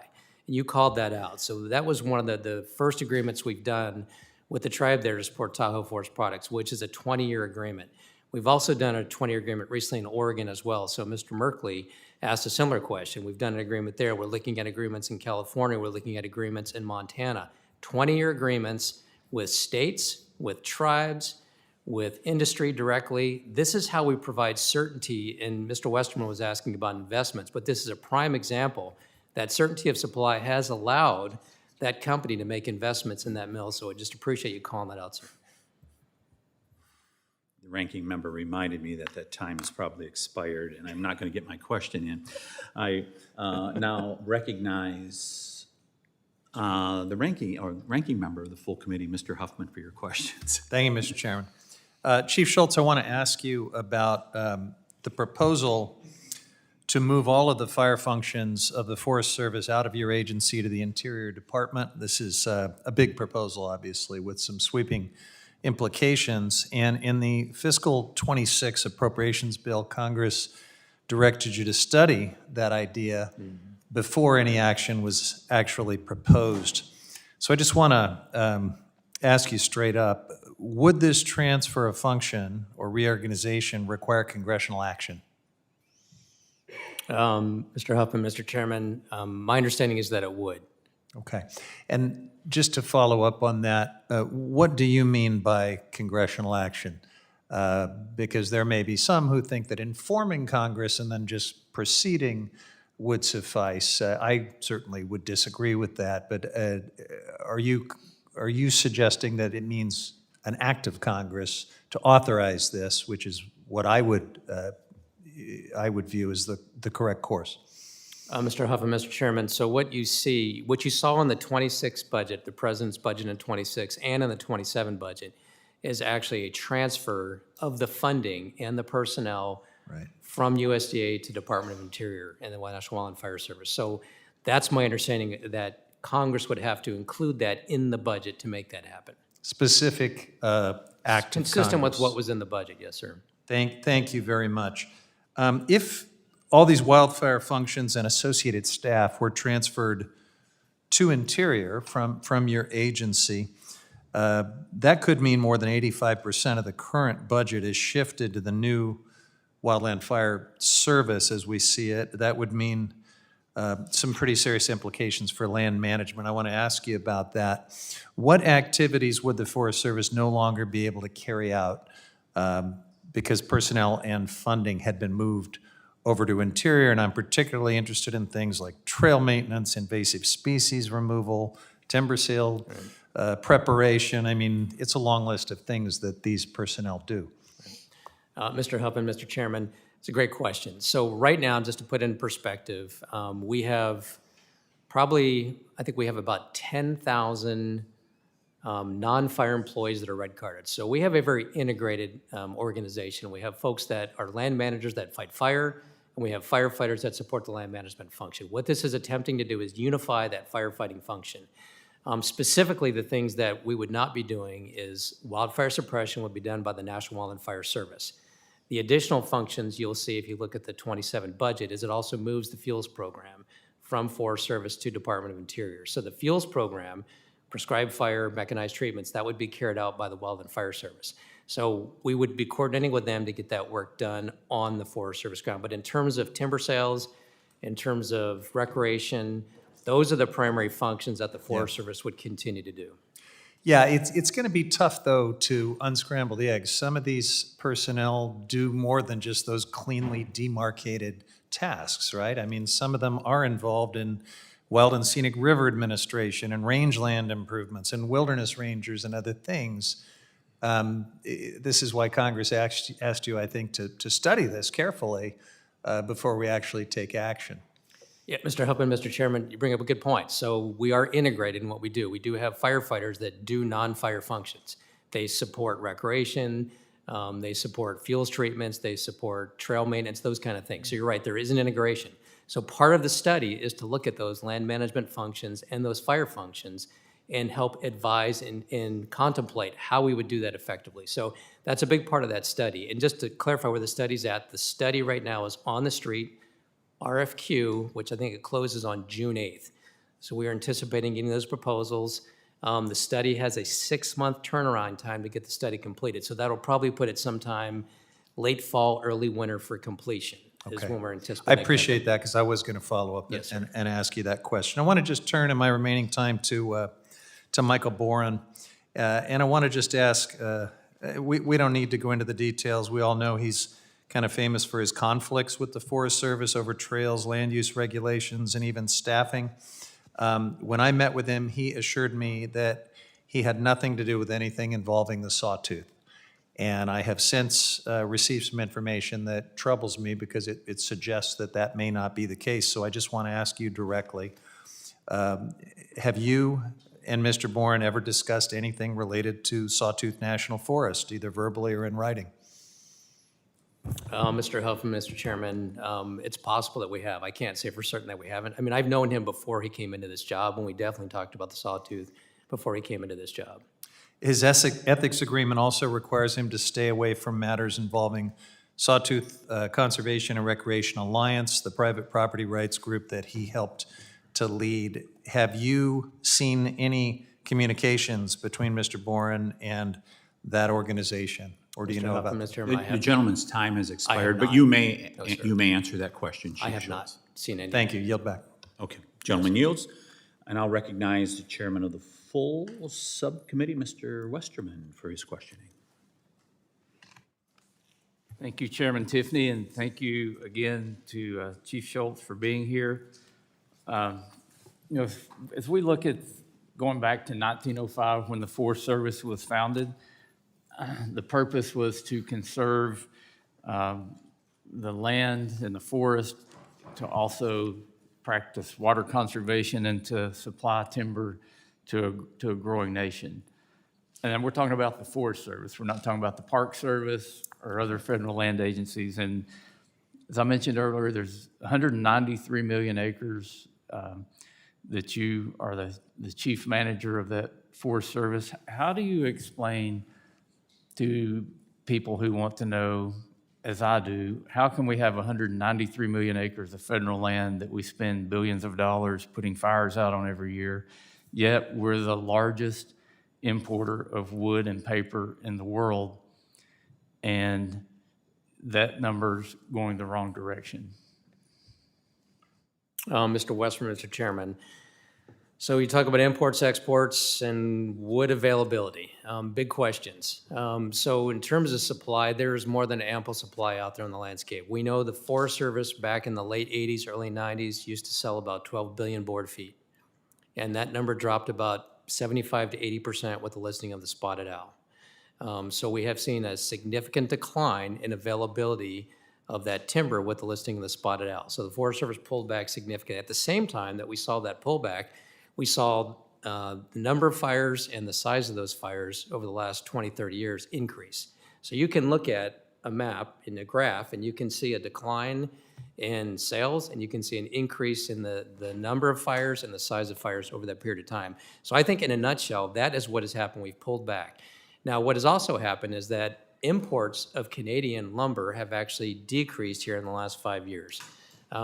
Canadian lumber imports used to be 33%, roughly what we consume in the US. Now it's about 25%.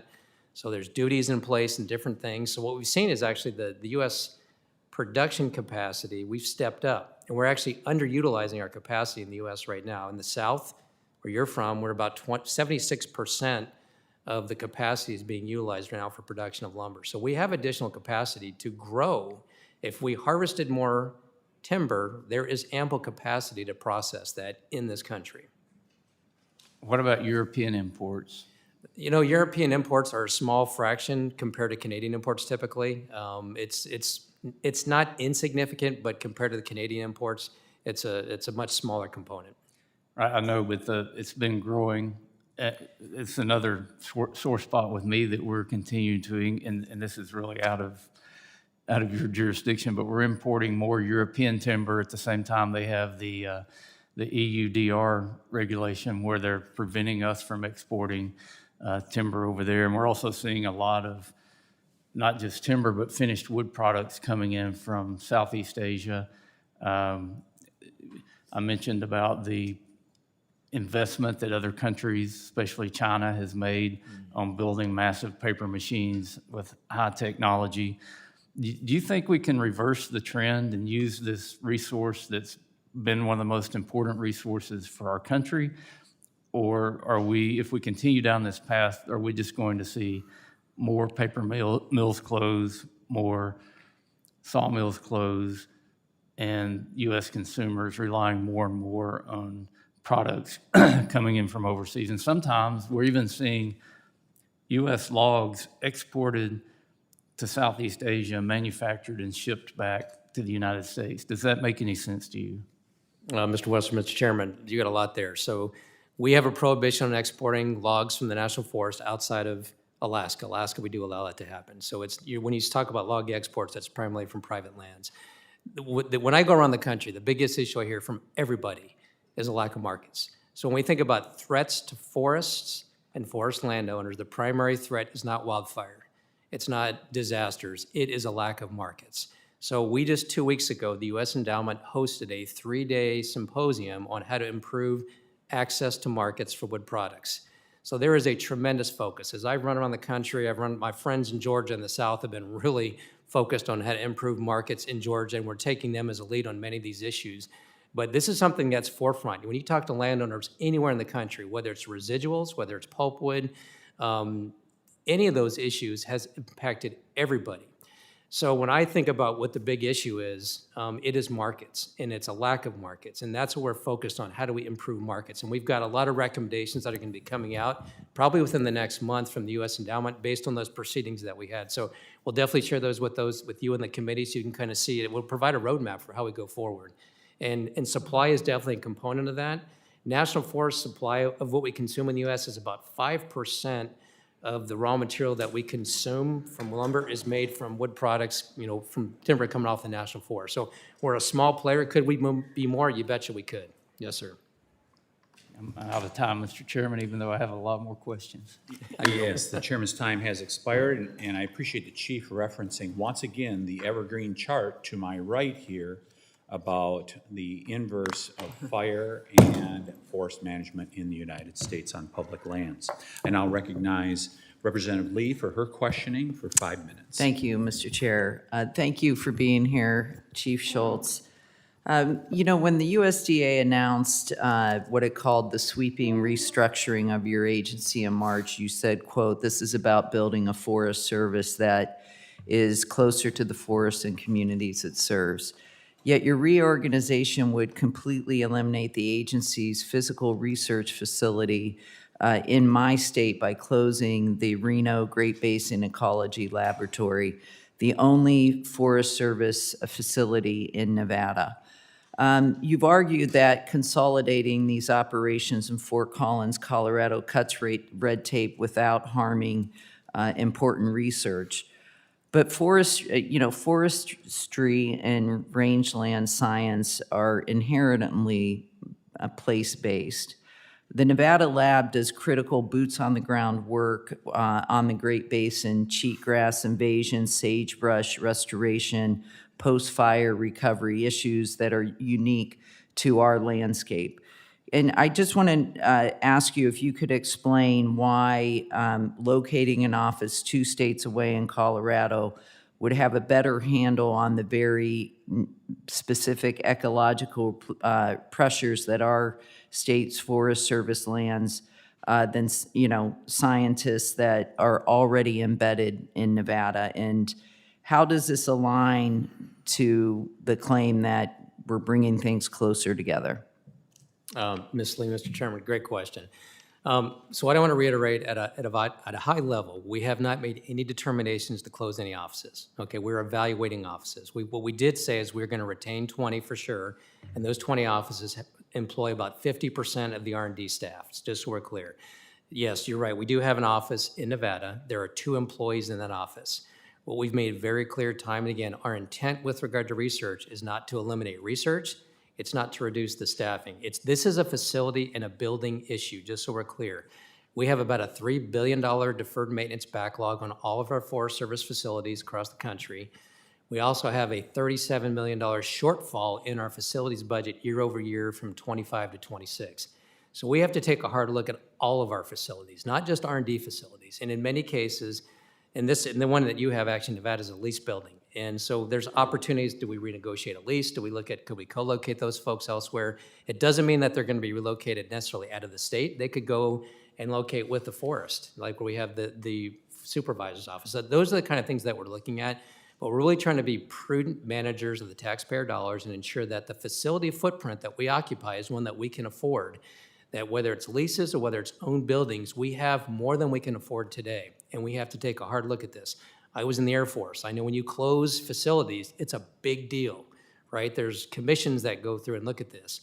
And this is not a partisan issue. If something is in your district, people get concerned about it. And we're very sensitive to this. We're taking a hard look. We've made no determinations as of yet, but we do have this looming issue in front of us that we don't have a sufficient budget to manage all of the buildings and facilities that we have across the country. So we have to be taking a hard look at this. Well, that's good to hear. Hopefully, we can find a solution to keep that research presence in Nevada and deal with the fiscal issue that you're talking about. I want to talk now, also, you've indicated your intention to replace the traditional regional offices with 15 state directors. However, unlike every one of the neighboring states, Nevada would not have an in-state director with our forest lands. Instead of being lumped into a joint jurisdiction overseen by a state director based out of Salt Lake City, where you're also proposing to locate the national headquarters.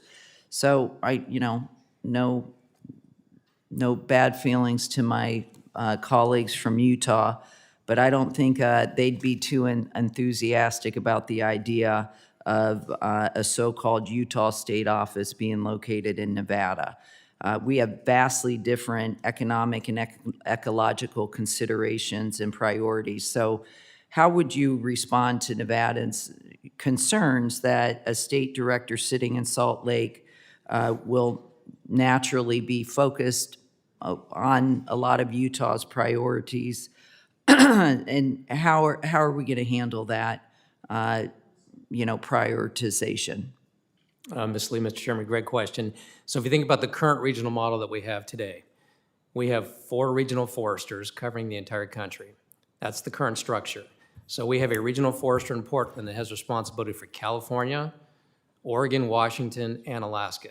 So my overall view is we are going to have better coverage with the state director model that we're proposing here today than we currently have. We can't have a state director in every state. In the East, protecting the South, and in the Northeast, we have multiple states under a single state director, just given the footprint. So as was mentioned, we have about a 6.3 million acre forest in Nevada. It's close to California, but we also looked at California's got about 20 million acres in national forest. There's a single director there. Utah's got a larger footprint in terms of national forest. I think we have a little over 8 million acres. So we try to look at states that were adjacent to each other, what would make sense to maybe have some joint shared direction and leadership. So if for some reason we get into this and we realize we don't have enough support for Nevada, that's something we can always look at. We're adaptable. We're going to make mistakes. I guarantee it. We're going to fall down, hopefully pick something up off the ground when we fall down and learn from that. But right now we try to take our best shot at where it makes sense to consolidate states, where we can have single leadership. But it's not going to negate the need to work with folks. Like I said, right now we have a regional forester covering 4 states, 5 states in many cases. We have an individual in the East that's covering more than 20 states. So this is going to be a better model overall, but there will be some consolidation with states in terms of how we jointly manage those states.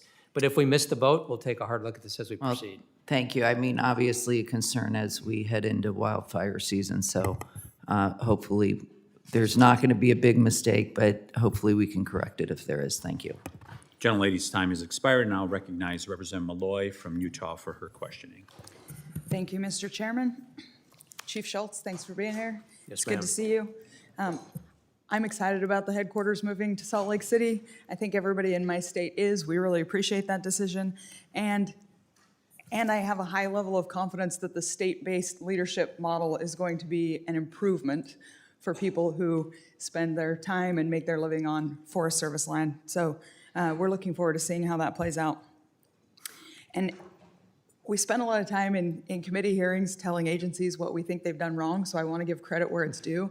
I've really appreciated that you've had personnel willing to show up in Utah when we've had issues that we need solved. Particularly in Garfield County, we had a road that needed to be maintained and things were getting bogged down, and your people showed up, sorted it out. The county's very happy, so thank you for having that kind of leadership. And one other thing, I was glad to hear you talk about certainty of supply for sawmills. This is something we've been talking about in Utah for a long time. We don't have large sawmills in Utah, we have small ones, and it's particularly tough to get financing for a small sawmill if you don't know you have certainty of supply. If they have to be able to relocate every 15 or 20 years, that's got to be something that they have in their plans. And so I also appreciate the long-term planning from the Forest Service that allows private individuals to do long-term planning and business planning. But as my now absent colleague from Nevada pointed out, on that map, Utah is the only state in the West that's completely red. We're very dry this year. We had almost no snow, and the wildfire season is concerning to everybody. And you've talked about being prepared, but given Utah's emergency conditions, how's the Forest Service prioritizing hazardous fuels work in Utah National Forest before the fires start? Ms. Malloy, Mr. Chairman, great question. So a couple things on the fuels work. We have Region 4, which includes Utah. We had a goal of about 200,000 acres, and we've treated about half of that. Specific to Utah, though, our goal in Utah was just over 80,000 acres, and we've treated about 85% of those goal acres have been treated already this year. So we're actually ahead of schedule in Utah for the fuels treatments that we're looking to do. So we have been very aggressive in getting those field treatments done. Thank you for prioritizing that on this year especially. I also looked in your testimony, you talked about all of the shared stewardship agreements, over 500 shared stewardship agreements across 39 states. I know Utah's been an active participant in that. How can Congress help make Good Neighbor Authority easier for states like Utah to use? Ms. Malloy, Mr. Chairman, one of the things that I've been an advocate for, and it's recognized, it was in the House version of FOFA, and I know the chairman has worked with his staff to advocate for this in the Senate as well, is there's an opportunity in FOFA to allow Good Neighbor Authority receipts to be used on new road construction, and that is a critical function. You think about it, if you own private land, any kind of land you own, if you don't have road access, you can't manage the land, you can't protect communities. So in many cases, the states are doing a lot of work. We see states doing 20 to upwards of 50% of the work on the national forest, and Utah is going to step up. We're going to probably see about a 60% increase in work that we're going to generate in Utah over the next couple years, and the state's going to be at the table helping us get that done. So that's a key piece. So where you could be very helpful is working with your colleagues in the Senate to ensure that that provision for Good Neighbor Authority for that new road construction using the streets, that would be extremely helpful, specific to Good Neighbor Authority. Yes, ma'am. Thank you. And on a related note, the state is excited about the cooperative agreements that they're entering into, but I've heard from my state and others that now that they're starting to work on these agreements, they have concerns about how the new USDA grant and cooperative agreement terms are adding approval requirements that are causing delays. And I recognize that we're all trying to make sure that there's no fraud in these programs. But how do you think about balancing the fiscally conscious fraud prevention procedures with what we're trying to do, which is streamline cooperative management? Ms. Malloy, Mr. Chairman, it's interesting. I have calls every month with some of the western state foresters, including Ms. Barnes from Utah, and this was a topic of discussion again just yesterday. So what USDA has been doing is we are holding monthly meetings with partner groups, including states, NGOs, and others, to answer questions, get feedback, and make progress on this. So, for instance, there's a couple letters that have come in that have identified issues. I think we've worked through over half of those issues to date. It's not perfect, and there's still things coming forward, but we're listening, we're responding, and as you talk to your state forester and other state foresters, you'll recognize that they still have some frustrations. We've made progress, and we have more progress to make, but we're working through this. Well, I appreciate the progress. My time's expired. I spent too much of it giving you credit where it's due, so I will send you some questions in writing later. Thanks for being here, and I yield. Yes, ma'am. Gentlelady's time's expired. The chair recognizes the gentlelady from Washington, Ms. Randall, for 5 minutes. Thank you so much, Mr. Chair, and Chief Schultz, thank you for appearing before our committee again. I have some questions for you about fire readiness and climate resiliency. So across the Pacific Northwest and throughout my district in Washington 6, we've had historically low snowfall over the winter. In fact, we've had the third lowest snowpack on record. And my neighbors and I are deeply concerned about the impact low snowfall combined with a hot and dry summer may have on wildfire risk. I've also brought some charts that map out fire outlook for July and August. Fire season is here, and my entire district faces significant wildfire risk. My concerns are doubled when I think about how this administration has repeatedly attacked our federal workforce. Last year, they doged almost 600 employees at the National Weather Service and are proposing major changes affecting the agency's ability to monitor significant weather events. Similar changes are being made at U.S. Forest Service. 3,400 U.S. Forest Service workers were fired last year, and now 57 of 77 research labs, including 2 in Washington state, are being shut down. Now, I heard you say before that you still plan on doing some of the science work, but 57 of 77 labs shutting down seems to pose a significant risk for our ability to do that work. My neighbors are terrified and angry about what this might mean for them going into wildfire season, and rightly so. I held a town hall in Grays Harbor in April where a constituent was furious about the closures, and just earlier this week, a wildfire was burning in his community. Chief Schultz, do you believe that climate change is making wildfires more severe? Mr. Randall, Mr. Chairman, you know, climate has been changing, for sure, for millennia. And I do think we have longer, drier fire seasons. It's drought related. We also have higher densities of trees out there on the landscape. So there's a lot of components, but I do think that we do have hotter, drier years that are ahead of us. Yeah, we definitely do have hotter, drier years, and I heard you say the climate has been changing. I'll just say that the science overwhelmingly says that human-caused climate change has a role to play in wildfire, like the seriousness of wildfires. And, you know, I have a New York Times article about climate change making fire weather worse for the world's forests. In Washington, tribal governments and state agencies are taking every precaution to mitigate and prepare for a potentially devastating wildfire season ahead. Washington State Department of Natural Resources has informed me that the general terms and conditions of their partnership with Forest Service conflict with Washington state law and create substantial barriers to getting any work done. We've got $49 million in Washington state that is held up, including $8 million that the state is prepared to invest on the National Forest System for recreation and forest health treatments, but the general terms and conditions are preventing that. 80 million board feet of timber that Washington DNR can help with through Good Neighbor Authority, but they can't sign any new agreements. In my district, we've got critical pass-through funding for volunteer fire departments that is held up. This is on the heels of the largest wildfire in Western Washington in recent history, Bear Gulch Fire. I talked about it in this committee a lot because we had some wild immigration enforcement happening on an active wildfire, and it was finally extinguished in April of this year. Chief Schultz, how is these new terms and conditions and the holdups they're causing in states like Washington helping you achieve the goals of the administration's active management strategy with regards to state forestry agencies?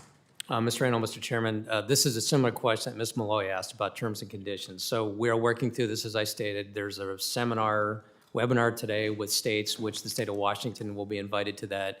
Mr. Geisler, I work with him on a regular basis. I've talked to him about this. We signed 297 agreements with the state of Washington since those new terms and conditions. So it has been a burden on some agreements, but others they move forward with, even regardless of those agreements and those conditions that are in place. So we are working through this even with the state of Washington. I don't disagree with the comments you made that there are some things that are hung up, and we're working through that. But there have been almost 300 agreements that they have signed in light of those terms and conditions that are still in place. The other thing I just want to touch on, you talked about climate resilience and what can we do and what are we doing? And what you're going to see in the Pacific Northwest in Region 6, so that's Oregon and Washington, we are stepping up to provide more management, more fuels treatments, and more timber sale volume that's going to be sold over the next few years. And when I look at what can we do to address those conditions on the ground, a lot of it is thinning forest, it's opening things up, it's reducing risk to communities.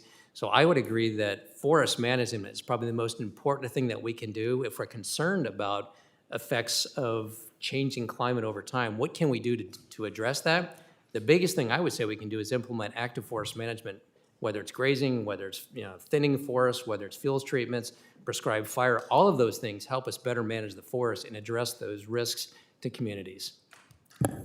Well, thank you, Chief Schultz. I will look forward to hearing the results of the webinar and how that may or may not change the analysis from my state agencies that the terms and conditions are in active disagreement with Washington state law, because ensuring that we are following the environmental practices of our state, which is a leader in the fight against climate change, is important to me. Gentlelady's time has expired. I now represent the gentleman from Minnesota for 5 minutes. Chief Schultz, it's great to see you again. I appreciate the hard work you're doing. Just getting right into my questions. The Superior National Forest recently published its updated Boundary Waters Canoe Area Wilderness Permit and Visitor Use Report, covering the 2021 through 2025 seasons. During the 2025 season, the Superior saw a record 12,000 permits canceled, along with increased no-shows from the previous year. When these permits are canceled at the last minute, or there are no-shows, that means fewer and fewer Americans are accessing our public lands. And this is a compounding problem. Because of years of no-shows and cancellations, we've seen that future permit quotas have slowly gone down. What is the Forest Service doing to help address this problem? Mr. Stauber, Mr. Chairman, this is something we need to talk to those outfitters and guides and understand why those cancellations are occurring. You're right, because it does impact future numbers that are set based on that. So I'll commit to you that we'll do more outreach to better understand that issue so that we ensure that we don't have those cancellations, or at least if they're canceling, we understand better why they are so we can address that. So we'll follow up with you on that specifically, but it's something we need to have better communication and understand what's driving that, and that doesn't increase numbers in the future. That's right. Thank you, Chief. And then I want to go back. In my district, we have both the Superior and Chippewa National Forest. We have proposed land transfers that have spent years in the process, but are still far from completed. In some cases, they're still waiting in line, and the formal land transfer process hasn't even begun. These are land transfers that will lead to better recreation access, better forest management, and will serve the public at large. They're also supported by the local communities along with the local forest management, but after years, they are still waiting in limbo. What is the Forest Service doing to reform the administrative land transfer and land conveyance process to ensure this backlog is dealt with across the National Forest System and ensure it doesn't take half a decade or more to complete an administrative land transfer or conveyance? Mr. Stauber, Mr. Chairman, this has been an ongoing issue for years for land exchanges and conveyances. You're absolutely right. What we are doing in terms of how to improve that, I think a lot of it can be helped if there is direction from Congress. So if there's a land exchange that is to be proposed, my experience in the past has been with congressional intent, with clear timelines set, it requires the Forest Service to act in a more expeditious manner. So a lot of exchanges that are proposed do not come through a congressional action. But if you want to expedite it, the best thing that I think can be done is to have congressional intent behind that. Funding can be helpful as well to get the NEPA done and those kind of things, but that's a big part of it, is just balancing those needs across the country to get that done. But it's something that it is a challenge. We can move quicker on smaller trades typically, those kind of things. And I don't know the specifics on the one you're mentioning, but I'll take a look at that one and we'll get back to you on that. What we can do the late Winnie transfer. Yeah, well, I need to take a look at that one Please specifically. do. Thank you. Yes, Thank sir. you very much. And then Chief Schultz, in the last minute and 45, would you like to respond to any of the comments or questions that you got before me? If you want to if you ran out of time or something, I'm going to give you the last minute 35.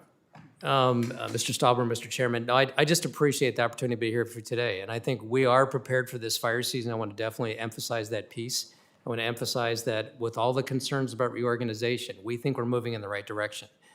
We are going to drive decision-making down. We're going to get more people and resources to forests and districts where most of the work is done. We're going to reduce overhead. We're going to deregulate. People don't realize this. We have created a handbook of 3,600 directives. And I say this, imagine if you took a different job tomorrow and walked into the job and the HR director gave you an employee handbook with 3,600 directives how to do your job. That's what we have in front of us. So the Forest Service is actively looking to simplify things, make decision-making easier, and push it to the ground. That's the focus of the reorganization. Will the gentleman yield the balance of his time? Yes, I will. Chief Schultz, in regards to the roadless rule and permanently repealing it, talk about how it will improve forest management, wildfire suppression, and response. I mean, talk about how this really enhances management by having the repeal of the roadless rule. Mr. Chairman, that's a great question. So when I look at roadless across the country, we have over, I think it's about 44 million acres, and that does not include the roadless in Colorado and Idaho that are roadless. Many of those areas that are roadless actually have roads in them. When those maps were designed back in 2001, they were at a coarser scale, and so it's not uncommon in the West, in many states, whether it's Wyoming or Montana or Idaho, to talk about roaded roadless. What that would do is give us the opportunities to use some of those existing roads, whether it's for fighting fires, whether it's for forest management, whether it's to protect communities. So overall, I think it's going to give us an opportunity to do those things that are common sense approaches to managing the land and protecting communities. I know there's concerns about what does this mean we're going to open up all these roadless areas. No, it doesn't mean we're going to do that. I mean, the reality of it is to build a new road, it's somewhere between $250,000 and $300,000 a mile to build a road. What this is going to focus on is where we're protecting communities, where we're trying to increase active management to do the right thing on the ground and improve forest health. But it's not going to be doing things that don't make sense. I've worked with the sportsman community on this issue, had a lot of dialogue on this. We've had engagement with tribes on this. I know there's been concerns about consultation. We've done this. So anyhow, but it's going to give us better access to manage the land and to protect communities, and that's the short answer. Yield back, Mr. Chair. Gentleman's time has expired, and now recognize the representative from New Mexico, Ms. Stansberry, for her questioning. Thank you, Mr. Chairman. Chief Schultz, welcome back to the Natural Resources Committee. We're grateful that you're here.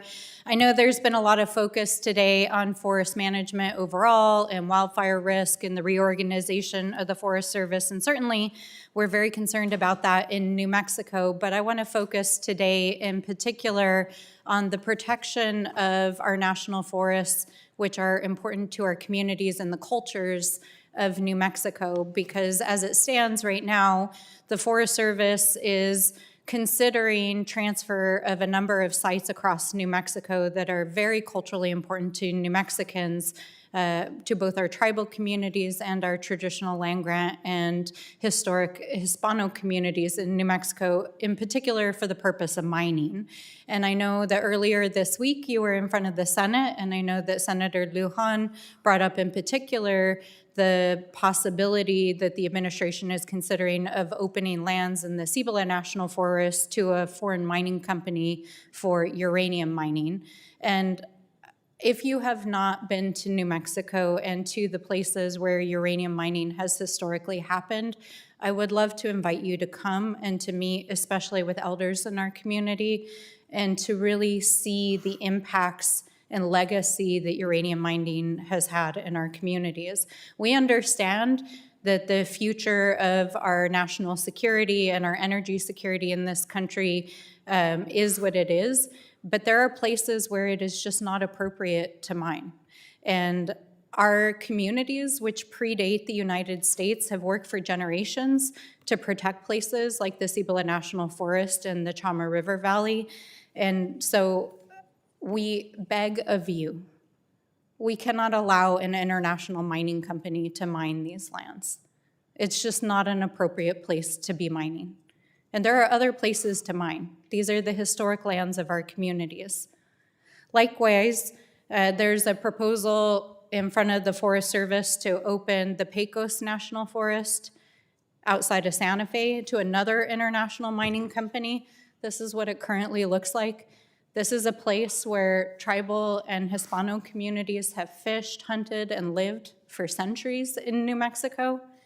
Again, our communities have worked for generations to protect this place. It is not an appropriate place to open for mining. I understand and I listened to your opening remarks about the administration's focus on the development of critical minerals, but there are other places to obtain these minerals. They do not need to be in the cultural landscapes of our people in New Mexico. Oak Flat in Arizona, there was legislation passed here in this body against the will of the Apache tribes in both Arizona and New Mexico. The former administration ultimately made the decision, because the courts intervened on behalf of the tribes, that those lands not only were protected by treaty, but that they were so sacred that they should not be developed. It is within the discretion of the Forest Service to not grant those permits to dig a massive copper mine on the sacred sites at Oak Flat. We ask you to please listen to our people. And finally, I want to impress upon you that we have a bill that we are trying to get through this legislative body that would protect over 100,000 acres of Forest Service land and BLM land that is sacred to our pueblos and to our land grants in New Mexico in the Rio Grande Gorge, which we call the Caja del Rio, which is just south of Santa Fe. This site is filled with thousands of petroglyphs. These are religious sites to our tribes. They're irreplaceable. They cannot be sold off. And so we ask of you, we know that it is within the discretion of this administration to decide how these lands are managed. We understand that the goals of this administration are to expand opportunities for resource development, and certainly we recognize the importance of that, but there are just simply places that for cultural, religious, and other reasons are not appropriate to develop. And so my one ask of you today is please, before you move forward on any of these projects, please consult with our tribes, our communities, and we beg of you, do not irrevocably destroy these lands with your decisions.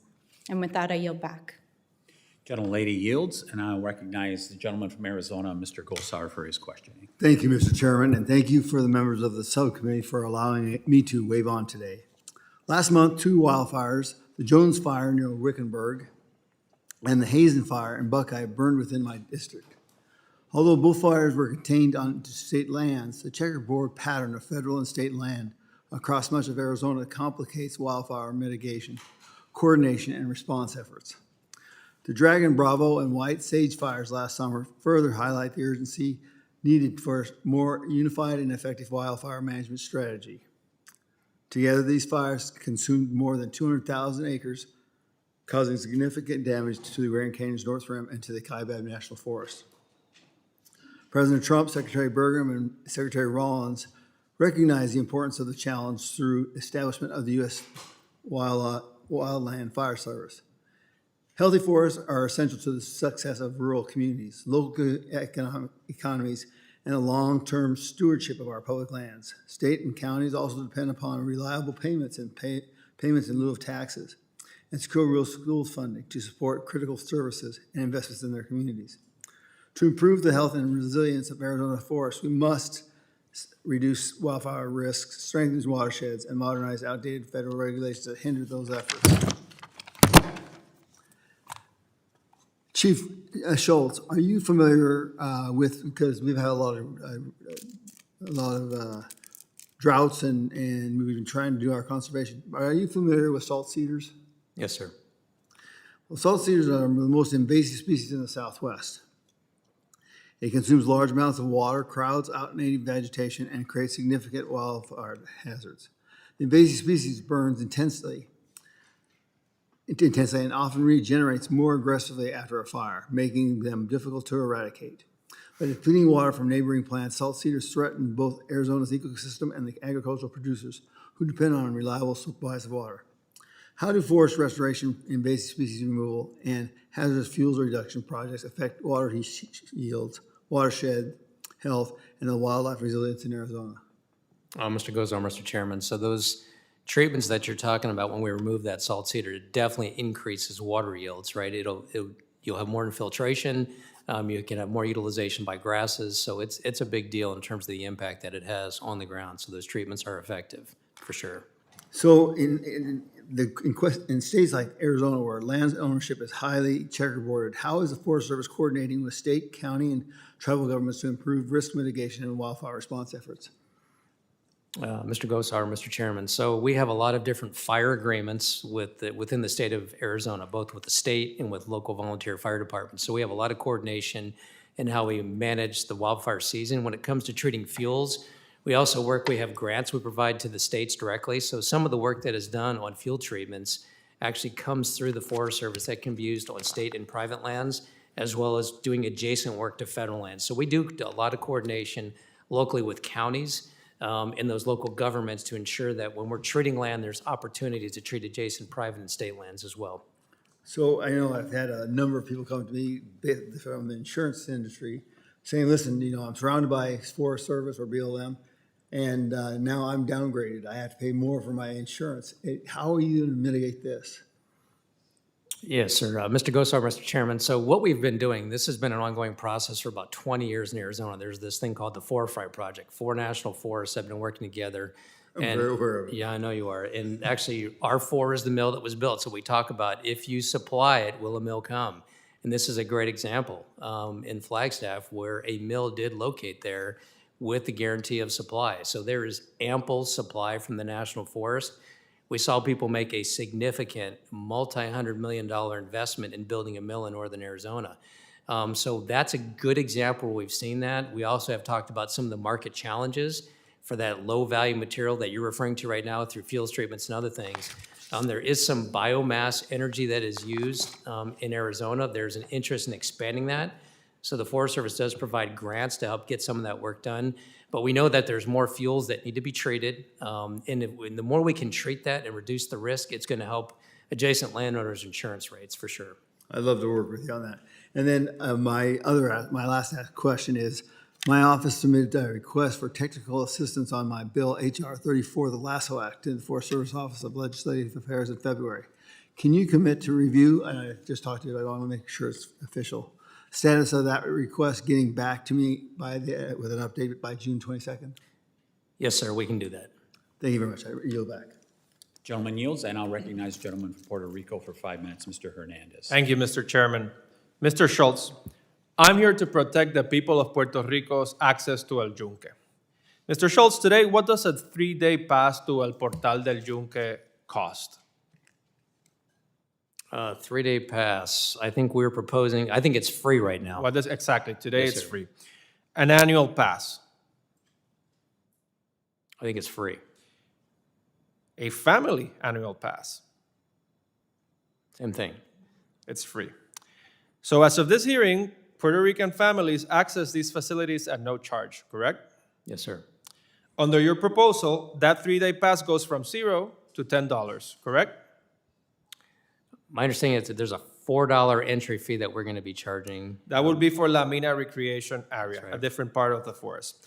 For El Portal del Yunque will go up to $10. The annual pass will go from $0 to $20, and the family pass from $0 to $30. And as you just said, you are also proposing charges for La Mina Recreation Area, correct? Yes, sir. So to be precise, you are not raising an existing fee. You are creating a charge on access that is free. Is that correct? Mr. Hernandez, yes, that is correct. You are charging for something that is free. Is it the agency's position that access to public lands should depend on the ability to pay? Mr. Hernandez, Mr. Chairman, so what we need is, in many cases around the national forest, not just in Puerto Rico, but elsewhere, we do charge for certain sites and for access. But you don't charge for El Yunque right now, and you're proposing to charge. So regardless of what you're telling me, that's the consequence. The people of Puerto Rico will need to pay to access parts of El Yunque that they currently do not need to pay to access. That is to say, they will have to pay for something that is currently free. And I reject the agency's excuses that you need to find the money and that the people of Puerto Rico should pay for it. Because President Trump's budget is slashing funding for the National Forest Service by 75%.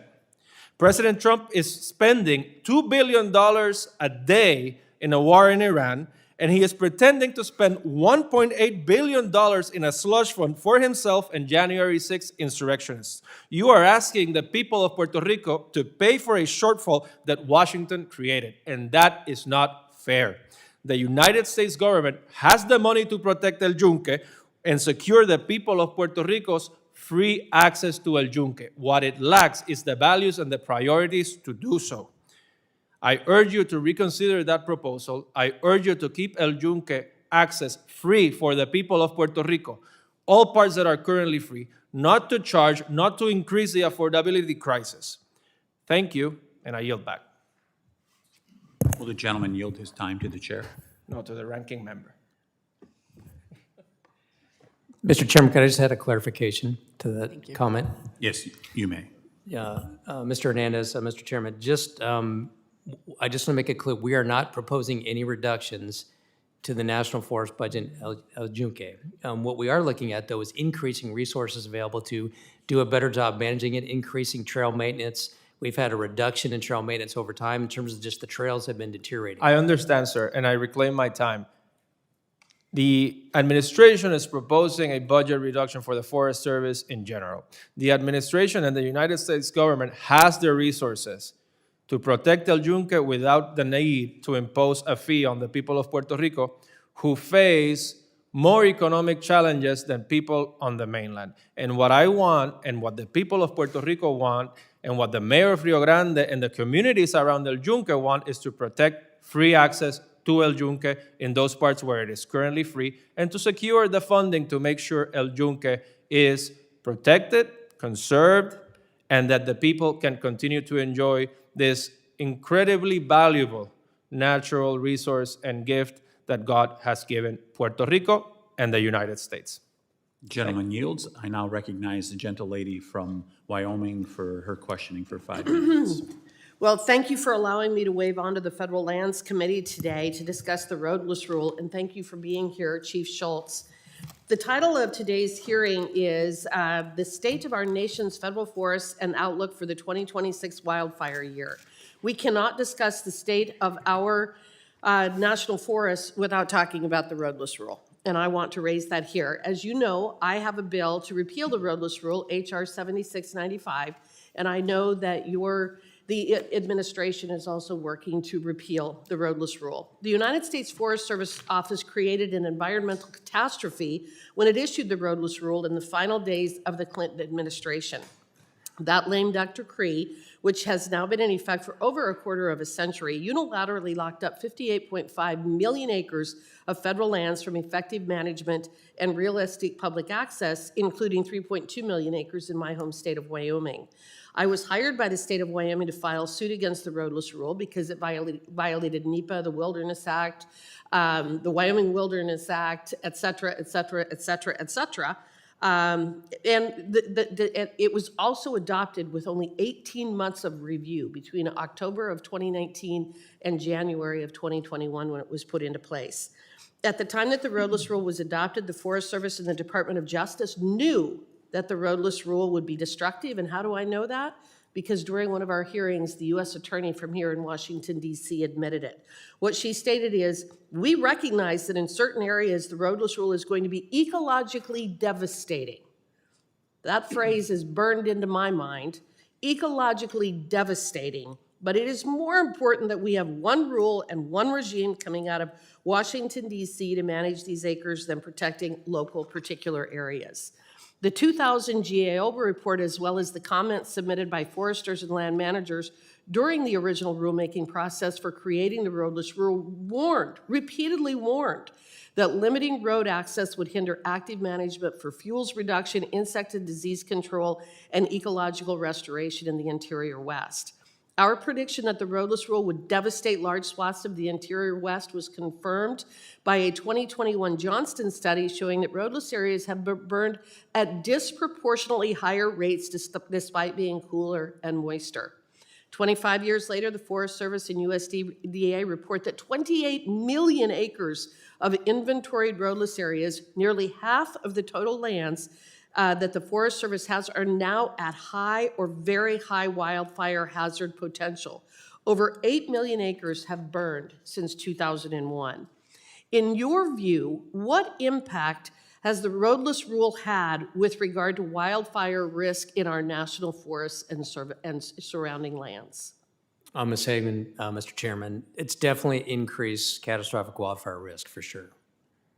And how does the roadless rule conflict with other federal land management statutes and the Forest Service's multiple use mandate? Ms. Hagan, Mr. Chairman, what it does is it inhibits our ability to manage land just as you outlined, right? So without road access, and as we know in Wyoming in particular, there's a lot of roaded areas in roadless based on how those maps are drawn. So it inhibits our ability to actively manage land, to protect communities, so to get engines in there to fight fire, whether it's doing fuels treatments, as you indicated, or to do active timber sales, even public access, right? It limits public's access to enjoy their national forest. So all of those things are at risk with the rule as it's currently drafted. So I appreciate your work and your efforts to repeal that. We've had 25 years of a failed experiment. We now know what the roadless rule has wrought for our national forest and surrounding lands, and it is time to repeal it, both regulatorily as well as through my bill that I have introduced. I'm running out of time, but I also want to thank you. I know that Mr. Boren's name has been raised several times today by the Democrats, by the folks on the other side of the aisle. I don't know why. I assume that they're going to target him and try to attack him and try to force him out of the administration, because they do that. You can watch it happen with a variety of people, the way that they will target someone by name and then start trying to force them out by creating controversy. I want to thank Mr. Boren for the work that he has done on behalf of not my constituents, but actually constituents in Oregon.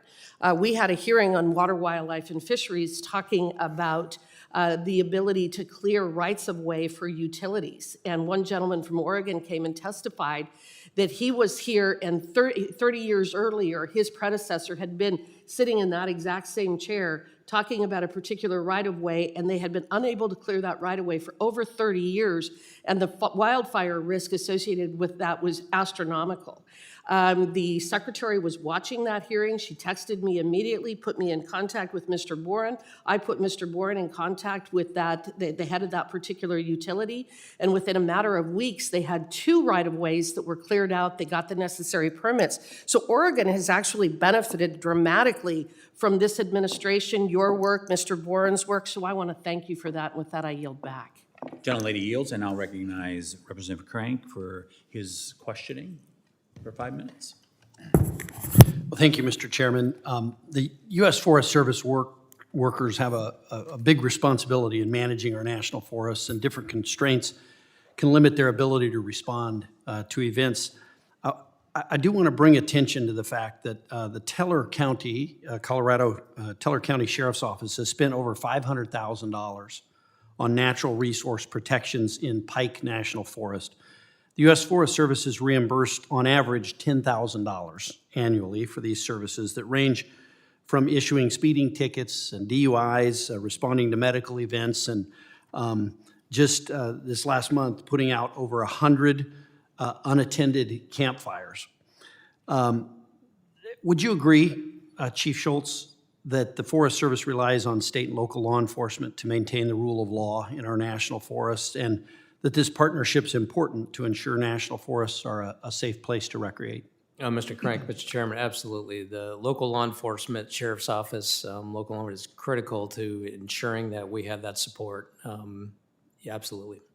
And I've heard from sheriffs across our state that Forest Service has little to no response capability for incidents that happen in national forests, and that they even prefer for local law enforcement to respond to keep it out of the federal courts for some violations. Given the benefit, Chief, that community LEOs provide to Forest Service, to the Forest Service, are there better ways the Forest Service can adequately reimburse counties for these duties? Mr. Crank, Mr. Chairman, specific to Colorado, we are still in active discussions with the local sheriff's office on the concerns that you've raised here today. So I think we're going to find some solutions with those folks, but we're still in discussions. But I know they've raised that with us directly, and we are in direct communication with them to try to resolve those concerns. So we're actively pursuing that right now. Thank you. I want to turn now to the Fire Regime 5. I want to emphasize the urgent need for the Senate to take up and pass the Fix Our Forests Act that the House sent over a year ago. And the House passed FOFA, Expanded Categorical Exclusions under the Healthy Forest Restoration Act. They made an important change to allow projects in high-altitude alpine watersheds located within Fire Regime 5 to qualify. The Senate version removed that provision, which is particularly significant for states like Colorado, where many critical watersheds and infrastructure corridors are located in Fire Regime 5 forests. Colorado Springs Utilities, which is in my district, testified before this committee regarding the importance of including Fire Regime 5 within the expanded categorical exclusion authorities to facilitate watershed protection and utility resilience projects. Chief, many of the headwater forests and municipal watersheds in Colorado are classified as Fire Regime 5. What challenges does the Forest Service currently face in planning and approving forest management, fuel reduction, watershed protection projects in these areas? And how would inclusion of Fire Regime 5 in the categorical exclusion help accelerate this work? Yes, sir. Mr. Crank, Mr. Chairman. So just for the audience, Fire Regime 5 is where you have a fire interval return of about every 200 plus years. So this tends to be high elevation. Much of Colorado is high elevation stands. So it can be challenging just given the location of it, the elevation, the slope. That can be challenging to manage those fuels. And as you indicated, that the more opportunities we have with categorical exclusions, it reduces the overall NEPA burden to get that work done, allows us to move more expeditiously and treat those acres. And I've actually met with the Colorado folks you talked about. I've been to Colorado Springs several times, and we've discussed this in particular. There's been a lot of wildfire near Colorado Springs, and those folks are extremely concerned about treating those areas to protect those communities. Just real quick, I don't have too much time here, but wanted to talk just quickly about a national forest plan. One challenge that we have, the Pike-San Isabel National Forest Plan, was developed in 1984, and it's supposed to be updated every 15 years. There's been a lot of amendments to it, but just wanted to see what are the challenges Forest Service has in updating national forest plans, and are there opportunities for Forest Service to partner with local organizations or governments to update these plans? Mr. Crank, Mr. Chairman, actually I was talking about the Pike-San Isabel Forest Plan just the other day. We anticipate moving forward to open that plan up for revision probably within the next 3 years. We have 154 national forests. We typically amend on any given year 10 to 12, and we're constantly in a routine. You're right, 15 years. We don't typically get them done every 15 years. It just ends up being an issue of what forest we prioritize, but that forest has a 1984 plan, probably one of the oldest in the country, and that's one we're definitely focused on in the near term to get that forest plan updated. Thank you, Chief Schultz, and thank you. I yield back. Gentleman's time has expired, and now recognize Mr. Hurd from Colorado for his questionings. You have 5 minutes, sir. Thank you, Mr. Chairman. Chief Schultz, welcome. My Colorado district includes 7 national forests, so the issues that we're talking about when it comes to forest health, forest resiliency, wildfire mitigation matter to me and the people I represent is for all sorts of reasons, including watershed health as well. Many of us talk about acres treated, board feet harvested, dollars spent. If you were to look forward 10 years from now, what metric would convince you that forests are actually becoming more resilient and healthy? What should we look to as the most useful metric to know if we're heading in the right direction? Mr. Hurd, Mr. Chairman, that's a great question. So I ask this question a lot. So what we're working with our R&D folks is I look at trends. It's not a one-year snapshot. We talked about trends earlier, the importance of trend data. We have FIA data, forest inventory analysis data. So I can look at trends of forest over 10 years and see whether forest health is increasing or decreasing. So to me, we have a lot of metrics on acres. We focus a lot on acres treated. Sometimes that's a misplaced number. It's more important a lot of times the specific acres you treat to reduce fuels, not just the sheer number of acres. But what I would say the best indication is a report card looking at the health of the forest in terms of productivity. We can look at growth rates, and in many of the forests in the West, the national forest, we see negative growth rates. So what that means is we have more mortality than we have growth on the forest. And actually, for Mr. Downing, the forest that is in the worst condition of probably all the national forests is the Beaverhead Deer Lodge Forest. We have both the BLM and the Forest Service have significant negative growth rates. So people look at forest as a place that you have a sink or store carbon. We actually have so much mortality, we're releasing more CO2 into the atmosphere than we're storing in many of the national forests, including Colorado. So Colorado is productivity- one of the worst forests we see is in the state of Colorado. So when you say productivity, it's a function of growth rates. Is is. the forest growing or is it not? That's exactly right. We're looking at, we need to have a growth rate, typically on private lands, you would have growth of about 5 to 6% a year. So a negative growth rate is we're not growing those forests, we have the declination, right, through mortality. We have so much mortality, whether it's from fire or insect and disease. So what I would love to do in 10 years in Colorado is take a snapshot today and then look at the trend in 5 years and 5 years after that. You will see it in 10 years. The trends, are we increasing health or decreasing health? And you can look at growth rates as a great example for how to measure that. Great, that's very helpful. Chief Schultz, I'm chairman of Indian Insular Affairs, and one of the things that I've learned is tribes often bring knowledge, local knowledge, long-term stewardship, and on-the-ground capacity when it comes to forest health and forest management. Where have tribal partnerships most clearly improved outcomes for the Forest Service, and what is the biggest remaining barrier to utilizing those partnerships at a greater scale? Mr. Hurd, Mr. Chairman, I'm glad you asked this question. So I've made a specific effort to work directly with tribes. Every time I travel to the field, I meet with a tribe. We've signed 3 of these co-stewardship agreements. I've got other tribes very interested in stepping up where they're actually managing the National Forest System lands. We've done 20-year agreements with some tribes, whether it's in forest management, whether it's in recreation. I mentioned previously in my comments in the Black Hills. We have the Great Sioux Nation is managing the wilderness areas within the Black Hills National Forest. So tribes have a lot to directly contribute. They have a lot of local knowledge. In many of the tribes in the Pacific Northwest, we see that they have significant capacity. They manage BIA lands. They manage their own tribal lands. So we see tribes as tremendous partners to get that work done, working alongside us. And in many cases, some of the biggest critics that I have of the National Forest in terms of the lack of management is coming from the tribes. Great. Please continue that. Really appreciate that answer. Last question. We oftentimes debate whether the constraint when it comes to treating federal forests at a scale that most of us agree is necessary, we debate whether the constraint is funding, staffing, litigation, permitting, or something else. In your view, what's the single most important bottleneck preventing us from treating federal forests at scale? Mr. Hurd, Mr. Chairman, it's always difficult to identify one thing. I would say at scale, the acres that we need to treat for fuels reduction is significant. We have 193 million acres. And on average, we're looking at somewhere between 3 to 4 million acres a year. Realistically, you could treat 1 million acres a year and still barely scratch the surface. So the need to treat the landscape is significant.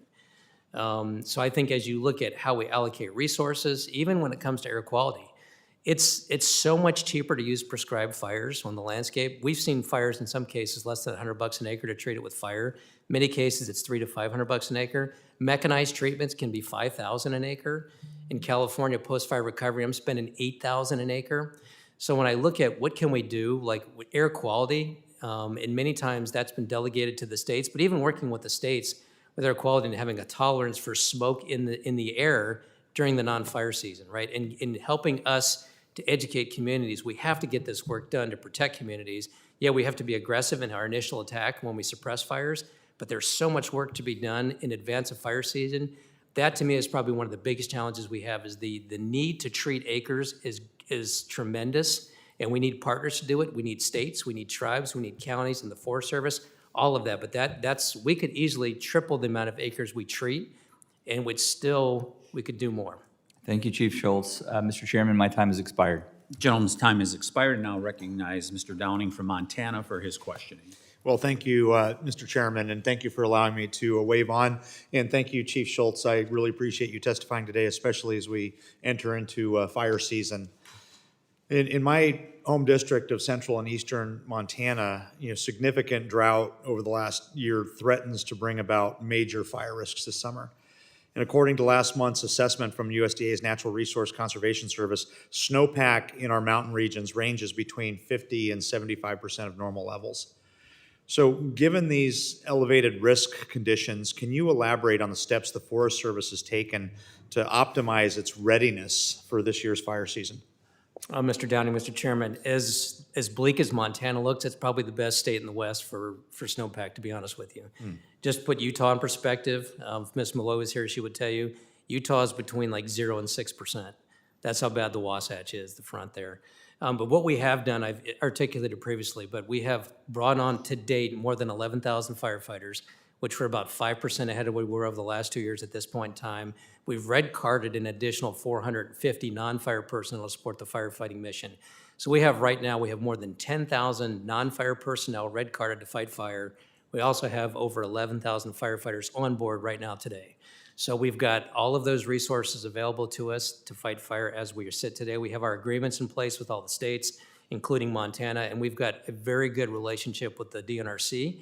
We're actively working with them. There were some issues several years ago that the governor had pointed out. We've worked with the governor directly, and I think we're prepared in Montana this year. We saw the fire in Red Lodge. I think you actually visited that fire. And if you've seen the initial attack that we're taking, we're being very aggressive. We're being safe with our firefighters, but we're making sure that we protect communities. Well, I appreciate that. And how do you believe the President Trump's fiscal year 27 budget, his request supports these efforts? So for sure, Mr. Chairman, Mr. Downing, the president's budget in fiscal year 27 actually has the unification in that. So the Forest Service and the Department of Interior, that shifts the fire program from the Forest Service to Department of Interior. We've had discussions about a study being done. We've seen in the House version of the bill, the budget bill for 27, I think the House is, at least it appears to me that they're gonna wait until the study's done before they would propose moving that. So the president's budget definitely moves forward in a way to unify the firefighting program, but also as we're making allowances for this study, and we're gonna study this and bring this forward. I appreciate those answers. In your testimony, I really appreciated your emphasis on the importance of working with state partners. I've seen that work great, and I really appreciate that. So earlier this year, the state of Montana entered into a landmark 20-year shared stewardship agreement with the Forest Service to help manage the Flathead, Kootenai, and Bitterroot National Forests. And I'd like to thank you for your support in brokering this critical partnership with our state. And can you elaborate on the role that Good Neighbor Authority agreements play in the Forest Service's management strategy under your leadership? Yeah, Mr. Downing, Mr. Chairman, it's monumental what we've done in Montana. It's the first of its kind. So not only are we leaning on Good Neighbor agreements, so typically with Good Neighbor, the federal government, the Forest Service would design projects and then hand them to the state to implement those projects. So Sean Thomas is the state forester in Montana. Sean and I had a discussion a year and a half ago, and he said, the Helena, Lewis, and Clark gave us 100 acres to manage this year. He said, I can't possibly run a program managing 100 acres.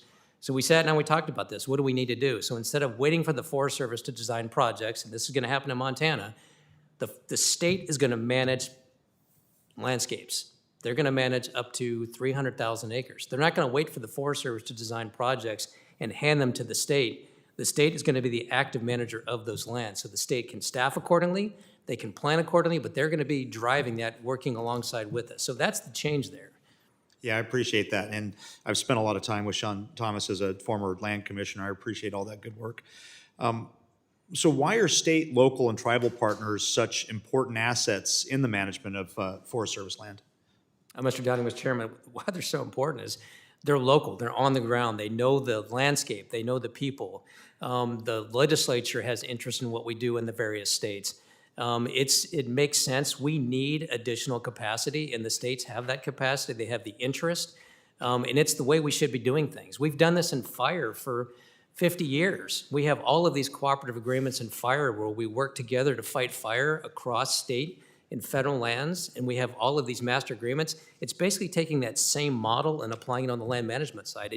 It's the right thing to do. It makes sense. The states have the interest and the capacity and the expertise to do the work.